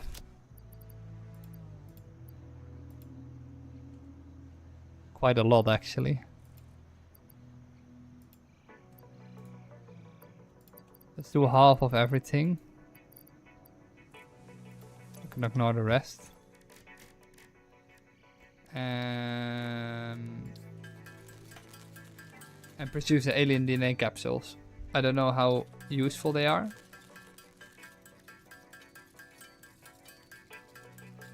How much output they give.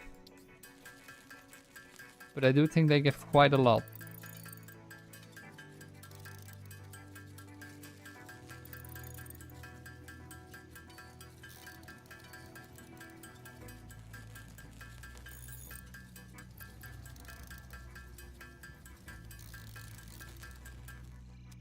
And we still have half of the spider remains.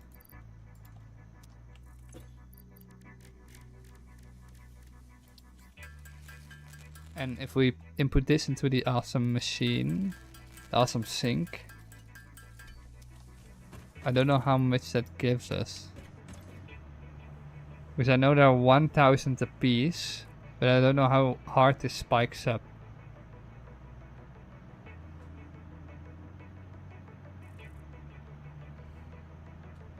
Why is it just not going into the machine, or? Oh, it is consuming something. Yeah, that's going up really fast.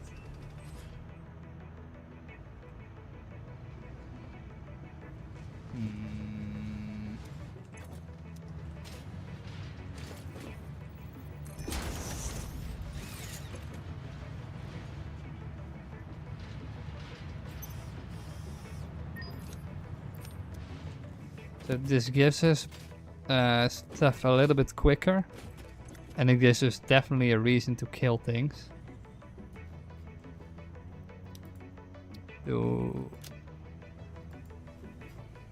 these conveyor poles could be really nice. Probably the MK2. What the hell is this? New music. Stuff for the boombox. Small check mark. They really should make make it so that you can easily look down, because right now that's really not that. Oh, we have too much. I mean, we don't really need MK2, MK1 if we have MK2. We have one more.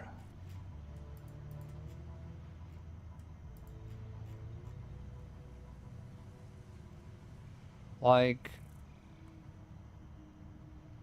metal barriers. Why do I always forget you can look down? Like a railing?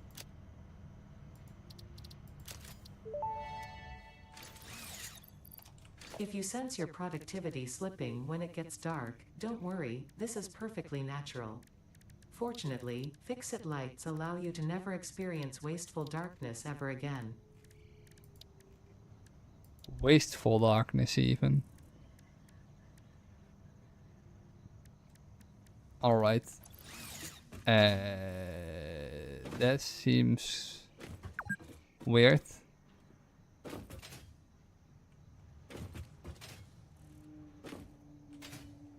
Okay, so we automated motors.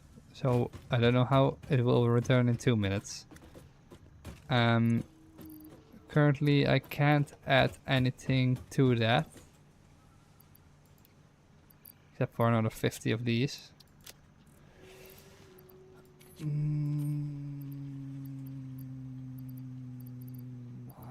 many do we have? Need a few more.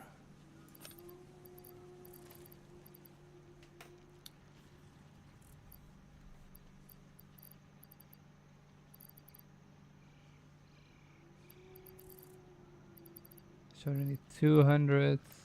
Oh, we have more than enough. We only need one more cable. And then we need to retake that stuff. So that's a jetpack, and I really do want the jetpack. Not that I can use it right now, I think, because you need a lot of other materials for that.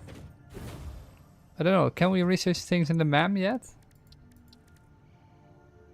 These require slugs, oscillators, oscillators, oscillators, plastic.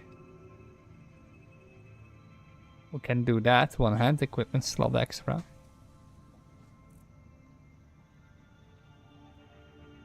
We need 100 of the gunpowder.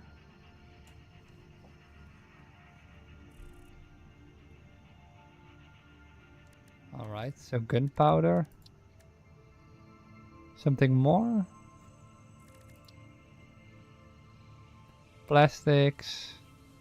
Some things I definitely did not automate yet. And we need even more of those. Okay.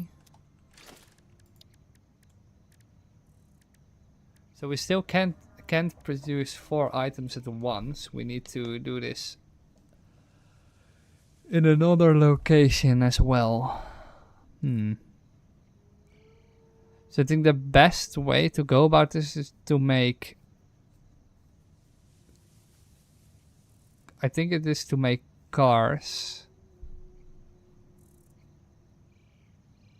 Yeah, it probably is. It probably is to make cars go up and down. So we need to find something that's next to the other ones. Or it slightly depends on how difficult it is to do monorails. Because we can do this one. Or trains. But this does require electricity and doesn't require us to build cars. Struggles. Let's first go with these.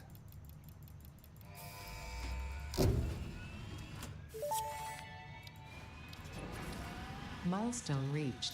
Fixit has granted you the power of flight, provided you have a jetpack and the appropriate fuels.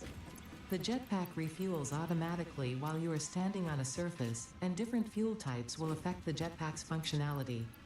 With this increased versatility, you will no doubt achieve efficiency levels previously unheard of. Alright. Sounds good. First, let's get ourselves that extra slot. We can really use that.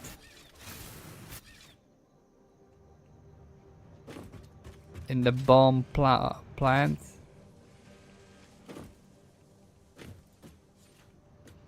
Bro, how are these all yellow?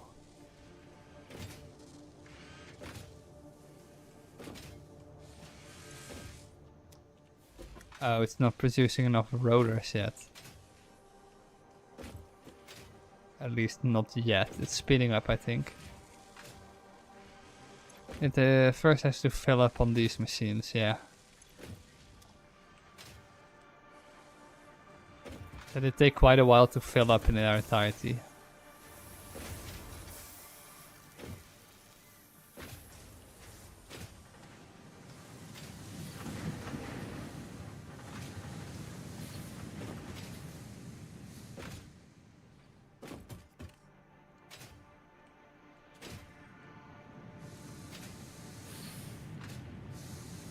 Okay, let's see, can we grab ourselves 100 of the stuff?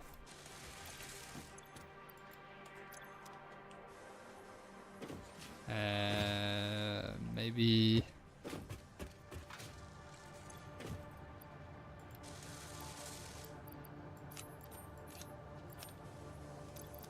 like that? Yeah, that's fine.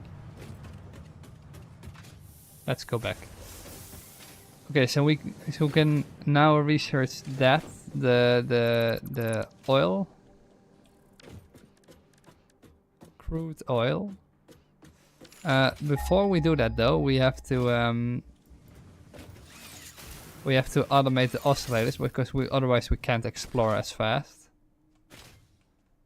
And I think it would be really nice to after we made the materials to do that, to make the oscillators, to explore the world for a while, because we haven't explored shit, and we really could use some more materials.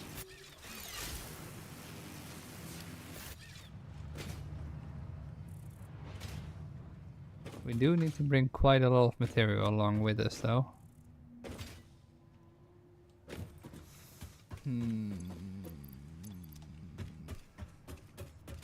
Let's see.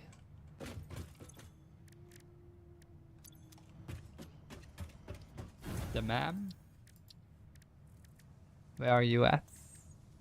Hand slot. Start research.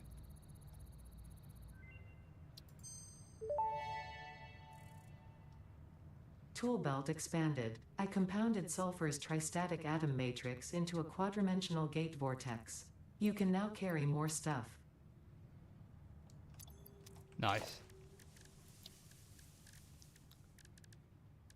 These are really going to help us, holy shit, to make things look nice.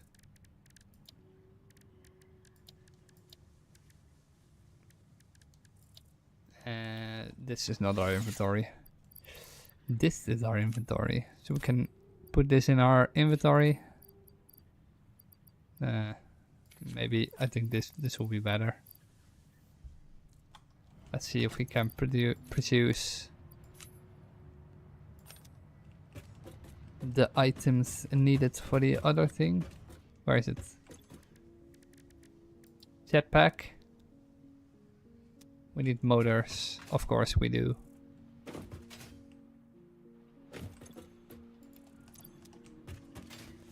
Of course we do.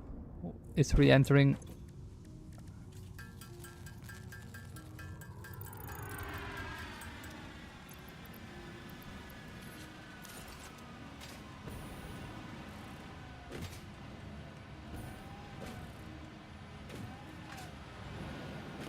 Yeah, it was not really my plan to use first fuel. Oh, so we can select that. Okay. It's not really my plan to use this right now, but maybe later on.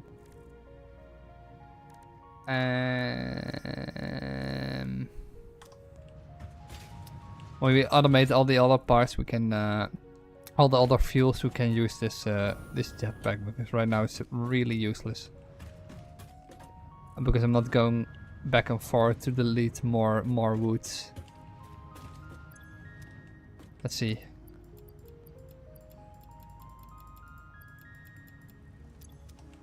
We need 1,000 of these.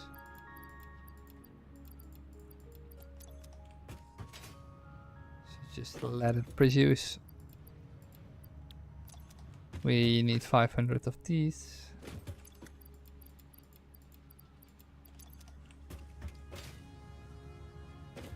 And then we need a lot more motors.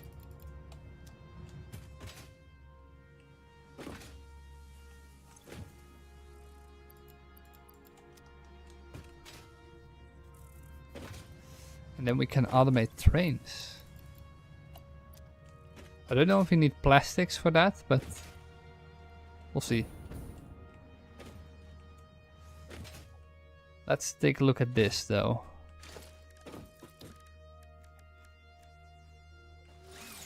Right now I have a normal foundation.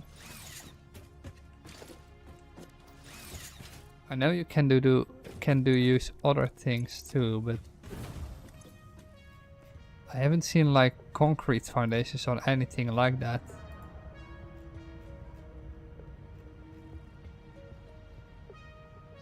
This is just pillars, equipment. Oh, asphalt foundation.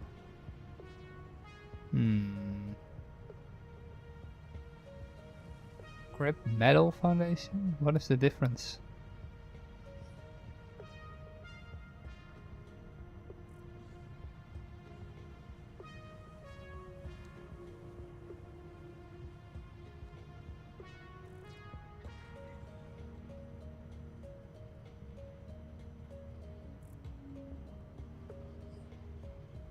I don't know what the difference is between an asphalt foundation and a normal concrete foundation. I bet sure. Can we make... How can we make 4 more? Oh, now we have a Caterium finish paint. I didn't see that one before. Asphalt foundation material requires 4. How much do we have? 1. So that means 3 more. How much of this stuff do we have? I think we can make some. Not too much, but some. Let's try that.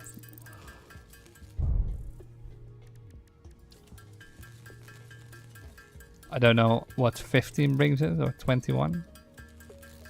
For daily alien DNA capsules, but we'll see. Oh, now we need to make the alien DNA capsules.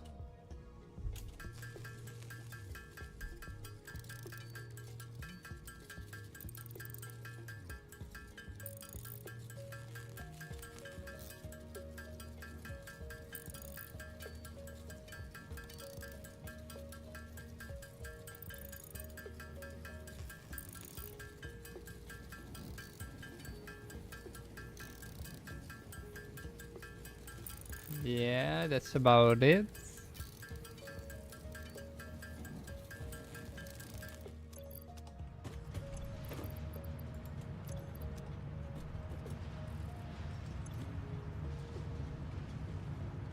That goes a lot faster.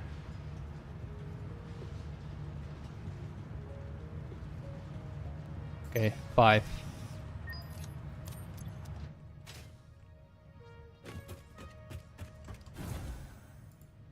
So let's say we have architecture,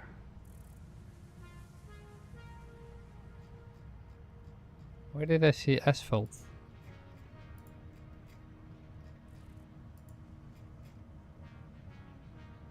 Foundation materials, we have asphalt.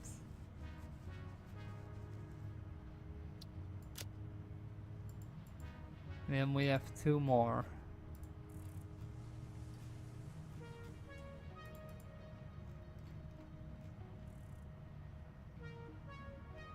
Light control panel.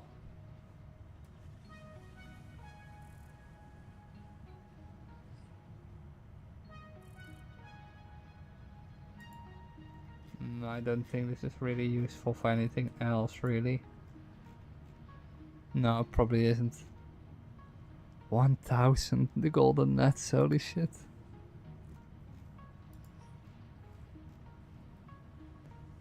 Probably the industrial railings.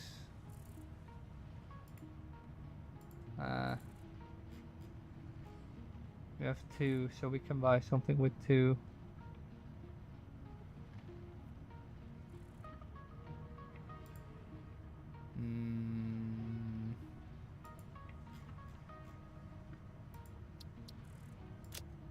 And we have 1 more.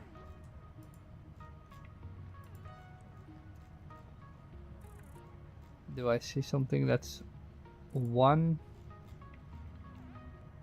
That's the skins. Let's do the clean pipeline. I don't really care, to be honest, but okay, so let's see if we try to build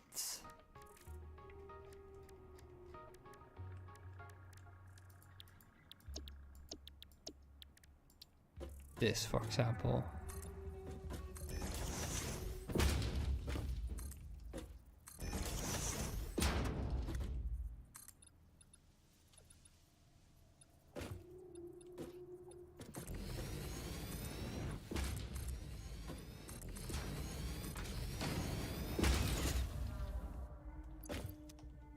Does this seem like too much? It does a little bit, right? For a road, at least.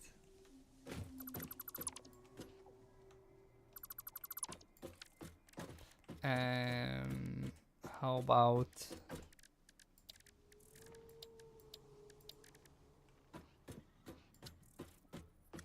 a 2 meter?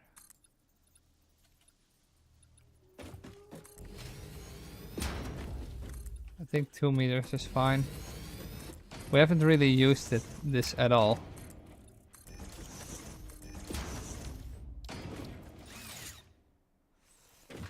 So if 2 cars would drive over this place, how do I apply the skin?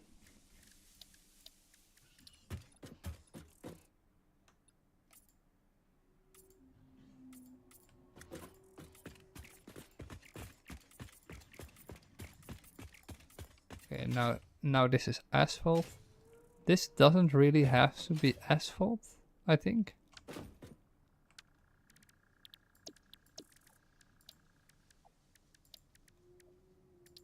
No, I don't think so.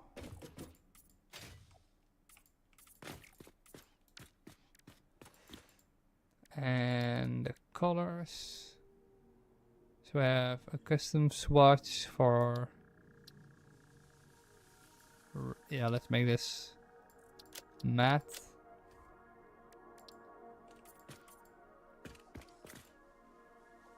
Already applied. What do you mean? It's gray.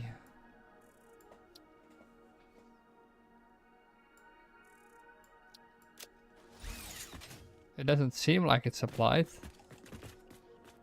Still looks like a gray block of concrete.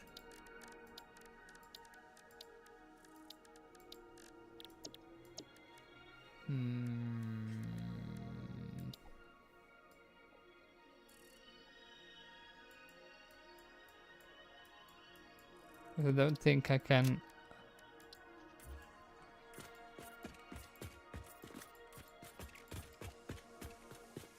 No, I can't really change the color of this to a better matte color.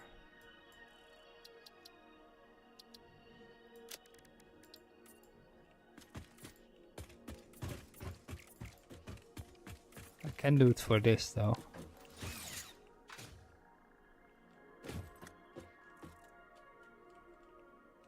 I don't know why this one is so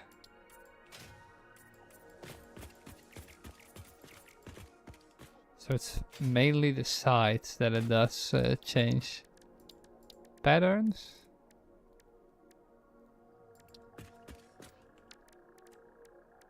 That doesn't seem correct.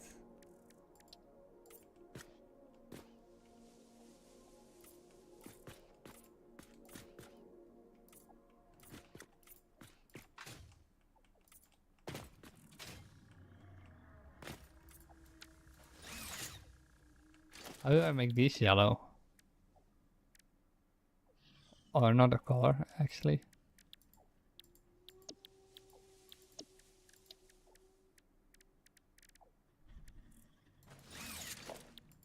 Can I add my own?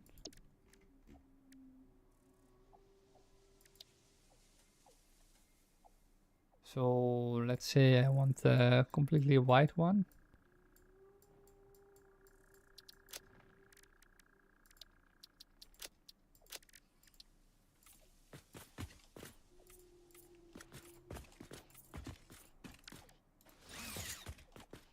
So it is some sort of layer, that's for sure.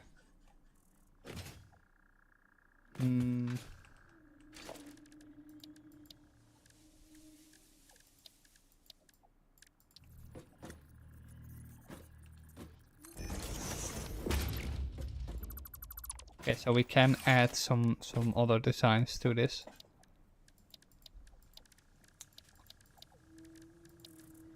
Initially I thought maybe trains would be the best to let them drive over this, but this is also very useful for us to just get through the world.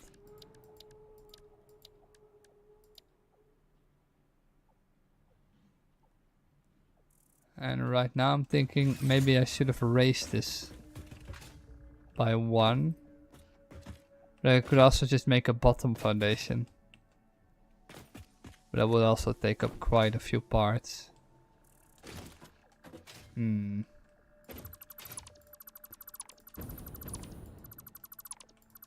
At least right now I know how I should do it, I think.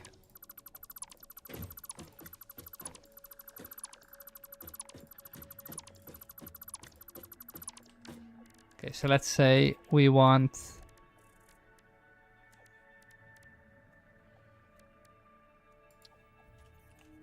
2 meters here.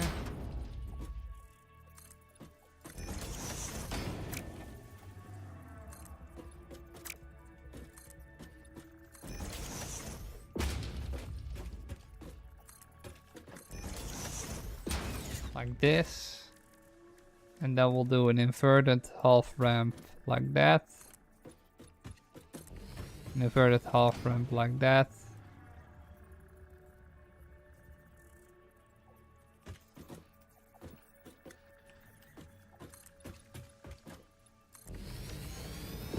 And then we paint them black.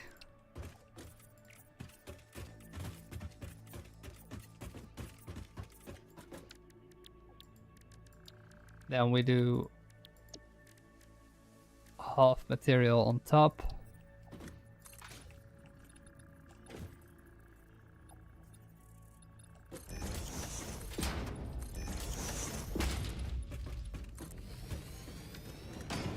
And half here.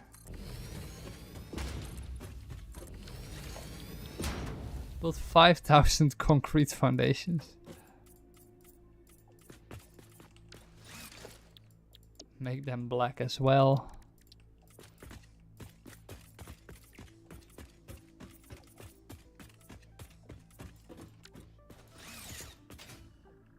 Now it looks a little bit more decent.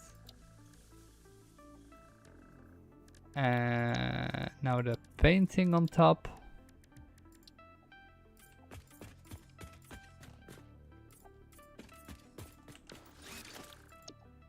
Let's make it white.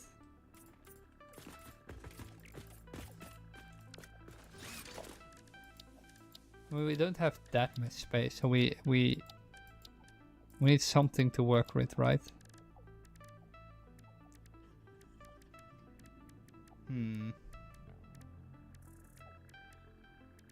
I could use any of these. What is this? Oh, nice stairs. Yeah, we don't really need this. That's a glass frame foundation. Don't really need a wall, actually.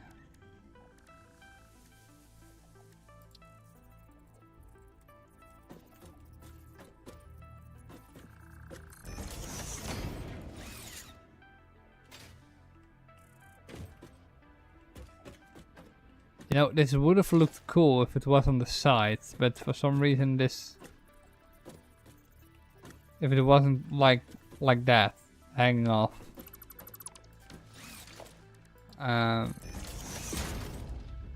Maybe the railings.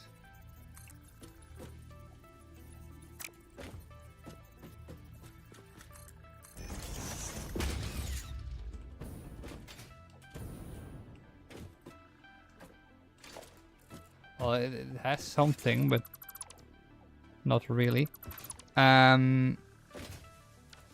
Let's see, can we make that better in a way? Don't we have anything else we can put into the machine? Foundations, architecture. I think these road barriers are the same, right? They are probably also a little bit too niche. Let's see, how many motors do we have? Okay, let's fill this one up.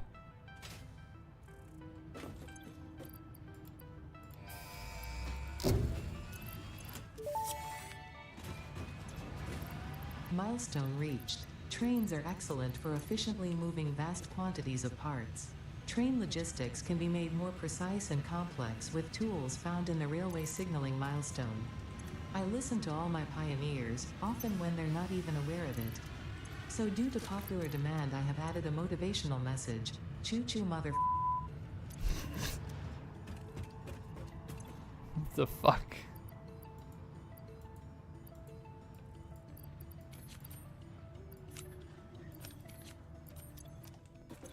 Okay, so now we can make choo-choo trains. That's nice.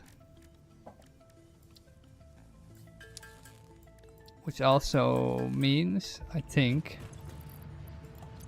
that we can make the same type of foundation, but then for trains.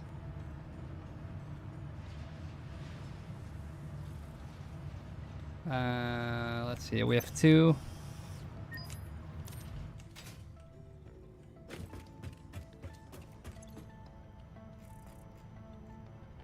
Structural support beam.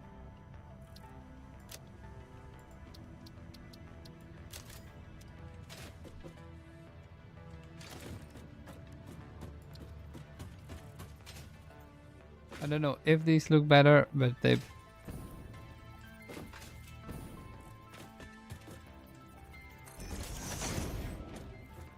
probably do.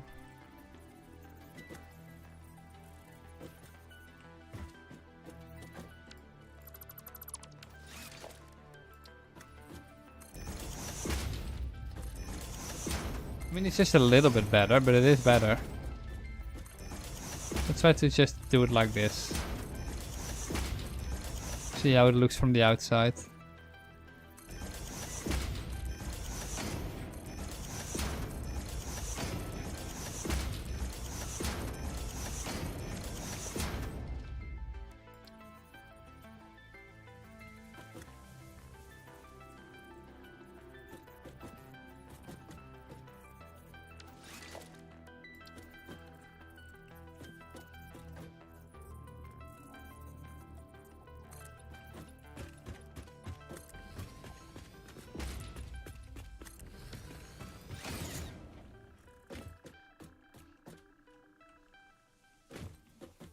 I mean, it looks a little bit weird, but that's about it.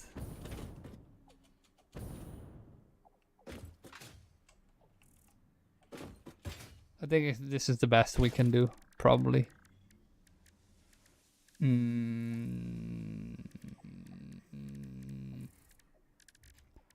Well, we got lamps, right? Don't know where they are. These things require plastic. So we need to automate plastic to build trains. Nice. Platform with walkway.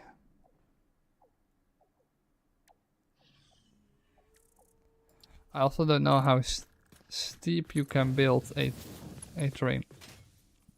train line. For example.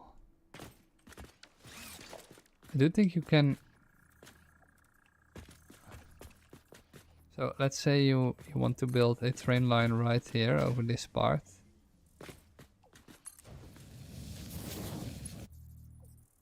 I don't think that these snap together.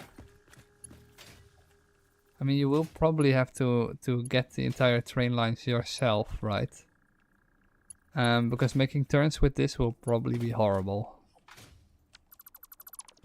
Maybe I think I'll look into that, see a little bit at how other people did this. But at least we know we can make trains. We can just use the plastic right there, and then we'll use the plastic to make the train lines and finish them off. This looks quite nice already. The only thing I want were the lamps. Where were they? Street lights. So do we need street lights like here? I think this probably looks the best.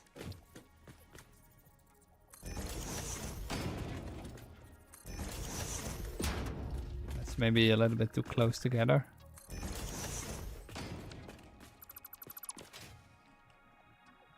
Probably more like this.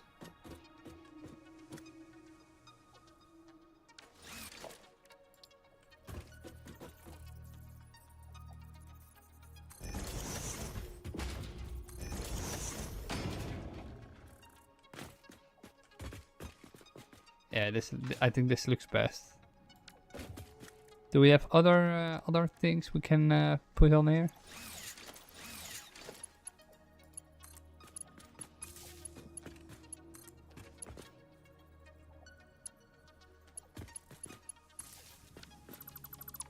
Let's not do that.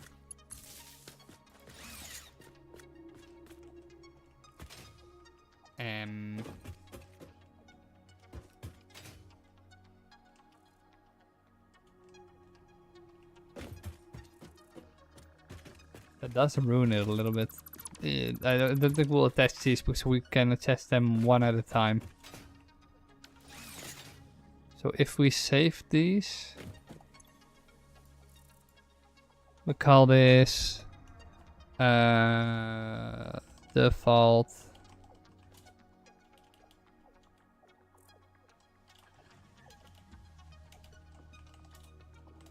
road straight, just road straight. Select an icon. It's what is the best for this? I think like, do we have the car?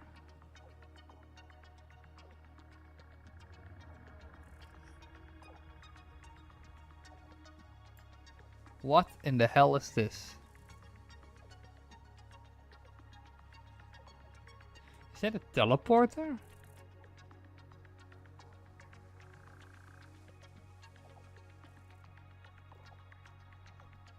They gave that away. Holy shit. If that is what I think it is, that will be so fucking useful. No, I don't think you have cars.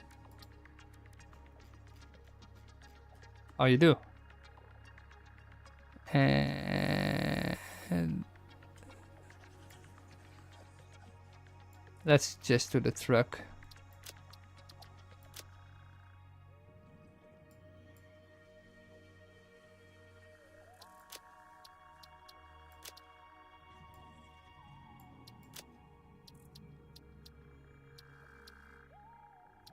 Save blueprint.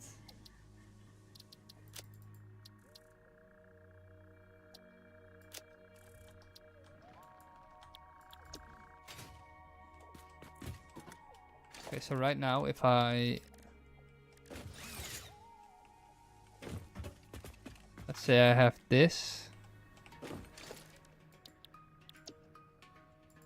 road straight. Building in blueprint mode can further optimize your construction process with snapping and quick dismantling options. This is Build fucking modes amazing. are not just there to make your work easier, they compensate for inevitable human error. Fixit understands humanity like no other, and humanity needs you to be efficient and productive at all times. This makes going uphill so much easier. Jesus Christ.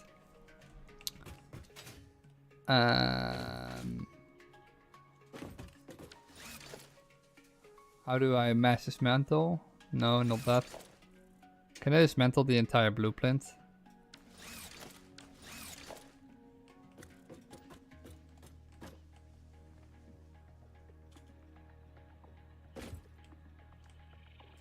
Wait, let me check. Can I dismantle the entire blueprint?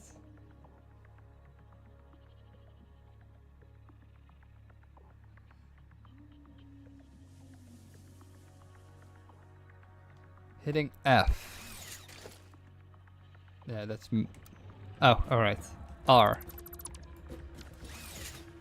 With R you can mass dismantle the entire blueprint. That is really fucking useful. And if I want to make a turn somewhere...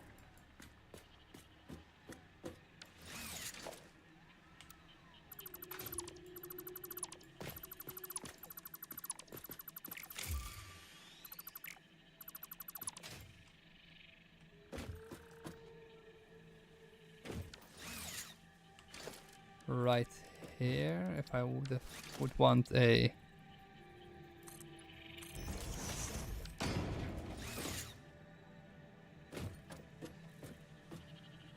Well,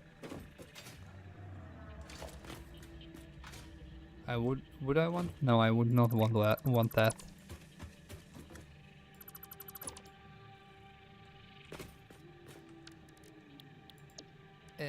Customizer. Not that. Not that either.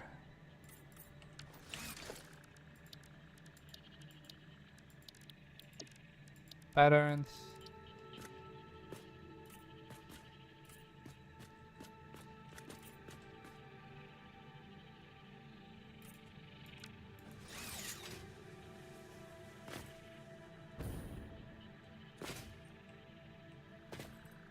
Now, one thing though, did I...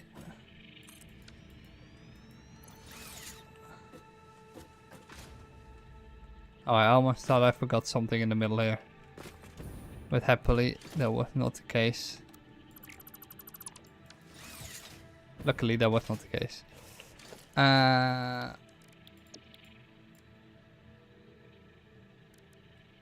With the corner dot line.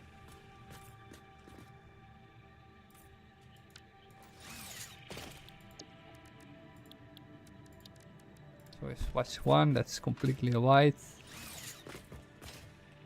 Nice. So this is our corner, I think.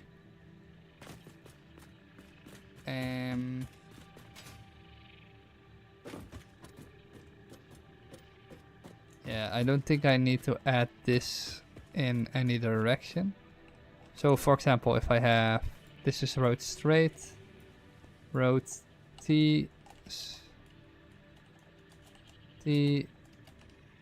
section.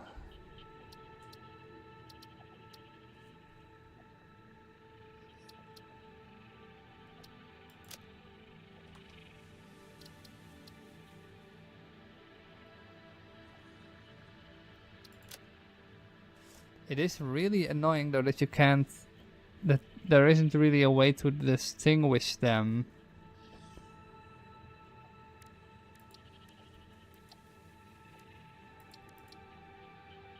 Like, how do you distinguish a T-section from a another part, right? The fuck is this?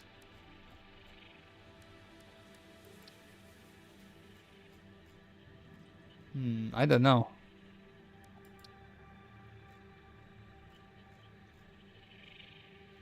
That doesn't seem to be a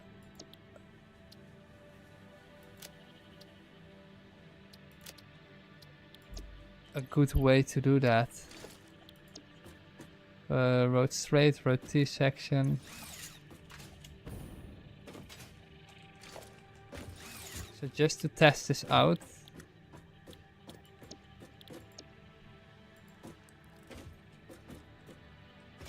Maybe we can test it out on the plane.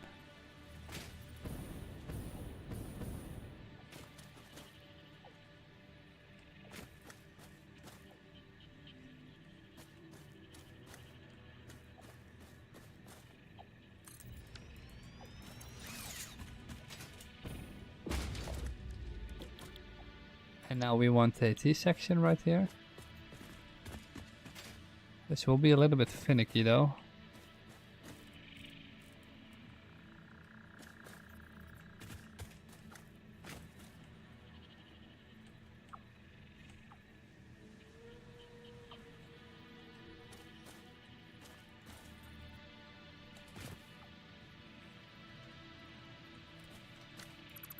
Wait, I have an idea. Because the rest of the world will be connected to the world grid. So if I'm correct, we should be able to build a straight.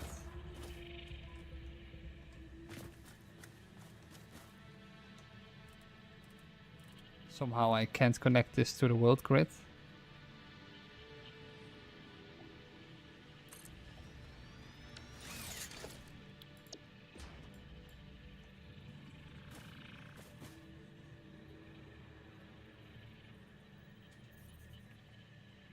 Oh, I think I accidentally... No.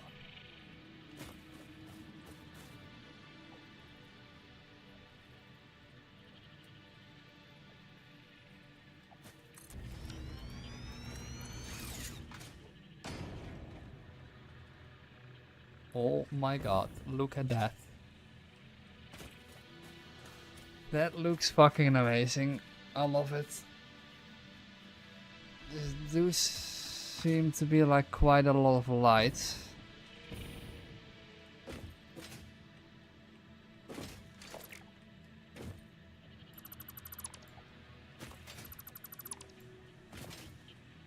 Maybe we need to keep that in mind.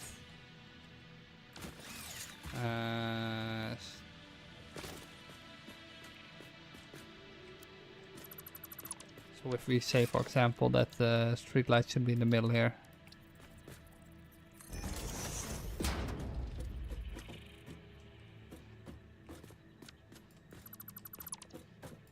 Like one street light in the middle. Then you know this is a T section, I think.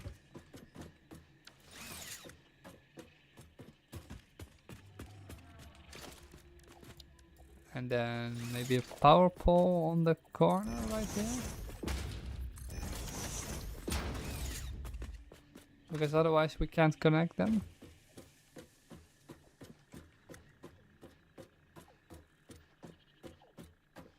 Yeah, I think that's the best way to do it. So let's save this one as T section.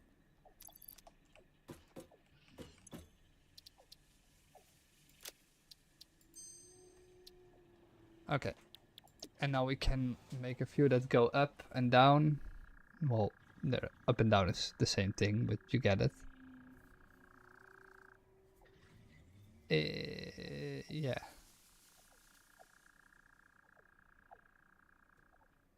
Yeah, I think we'll do it like that. This looks so much better, dude, than what we had before. Oh no, but we forgot something here.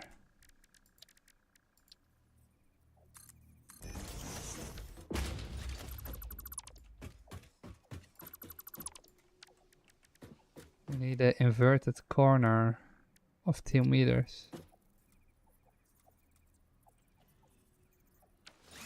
Does that work? Like that.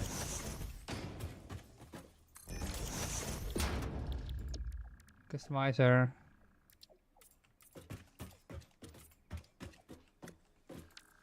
Now I think it's correctly set up.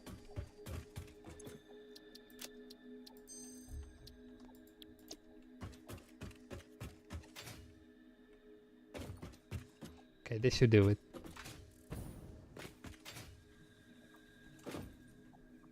And then we need to do the last one, that's an X. Like...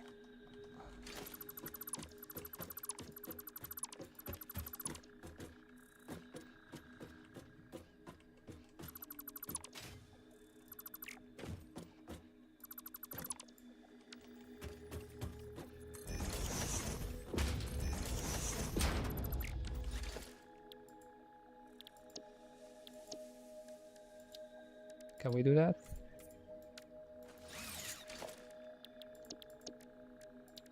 Patterns.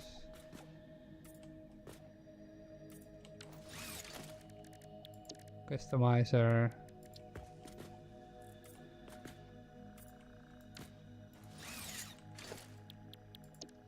Make it white.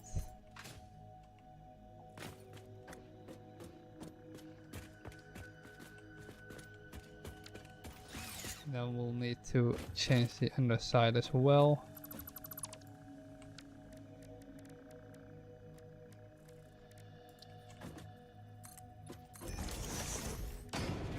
Make this an inverted 2-meter ramp.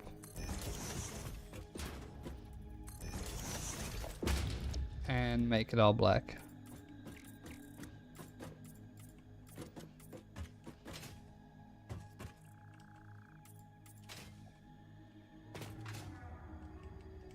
Oh, that apparently doesn't work.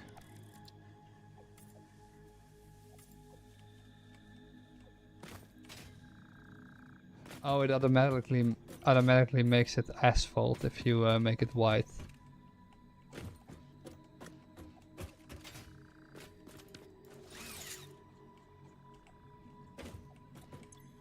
So we have a crossing.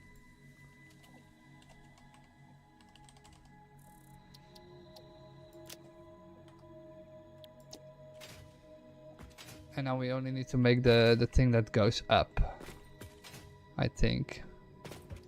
But to do that, we probably should clear the blueprint.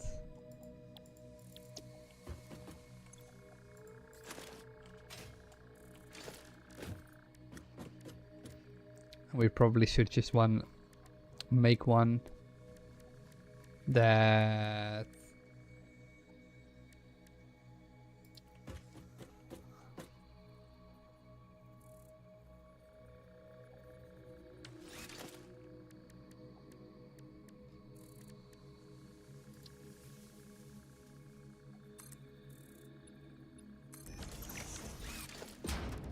goes up like this.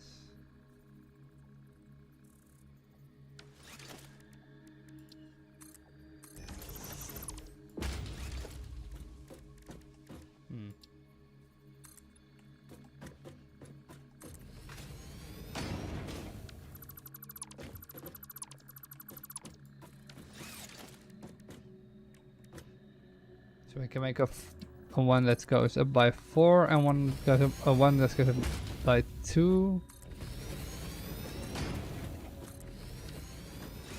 And one that goes up by 1. I think that's the best way to go about this. This is really funny to make roads at once. Makes it look like the world's a whole lot more realistic or something.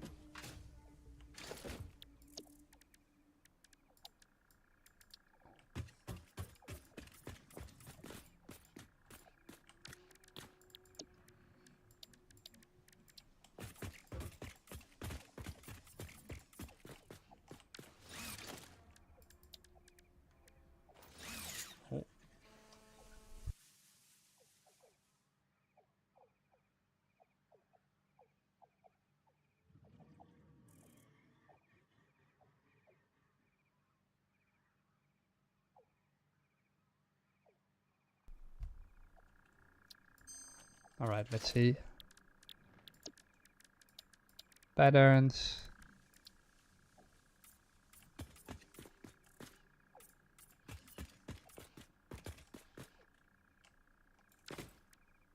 And let's make these white as well. Only the thing is, from the underside it doesn't look as good. Because it's probably a little bit too high, I think. And it also doesn't have the angles like it did before.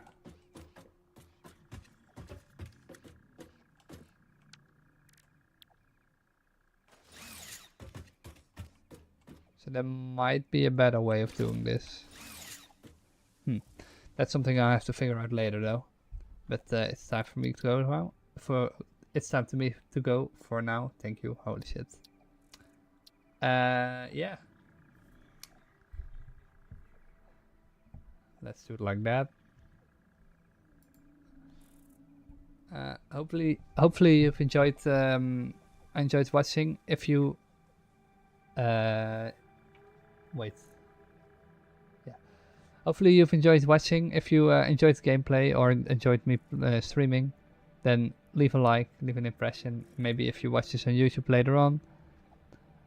And yeah, we'll be streaming tonight for Little Company. We'll be doing an extra modded version with a few of my friends.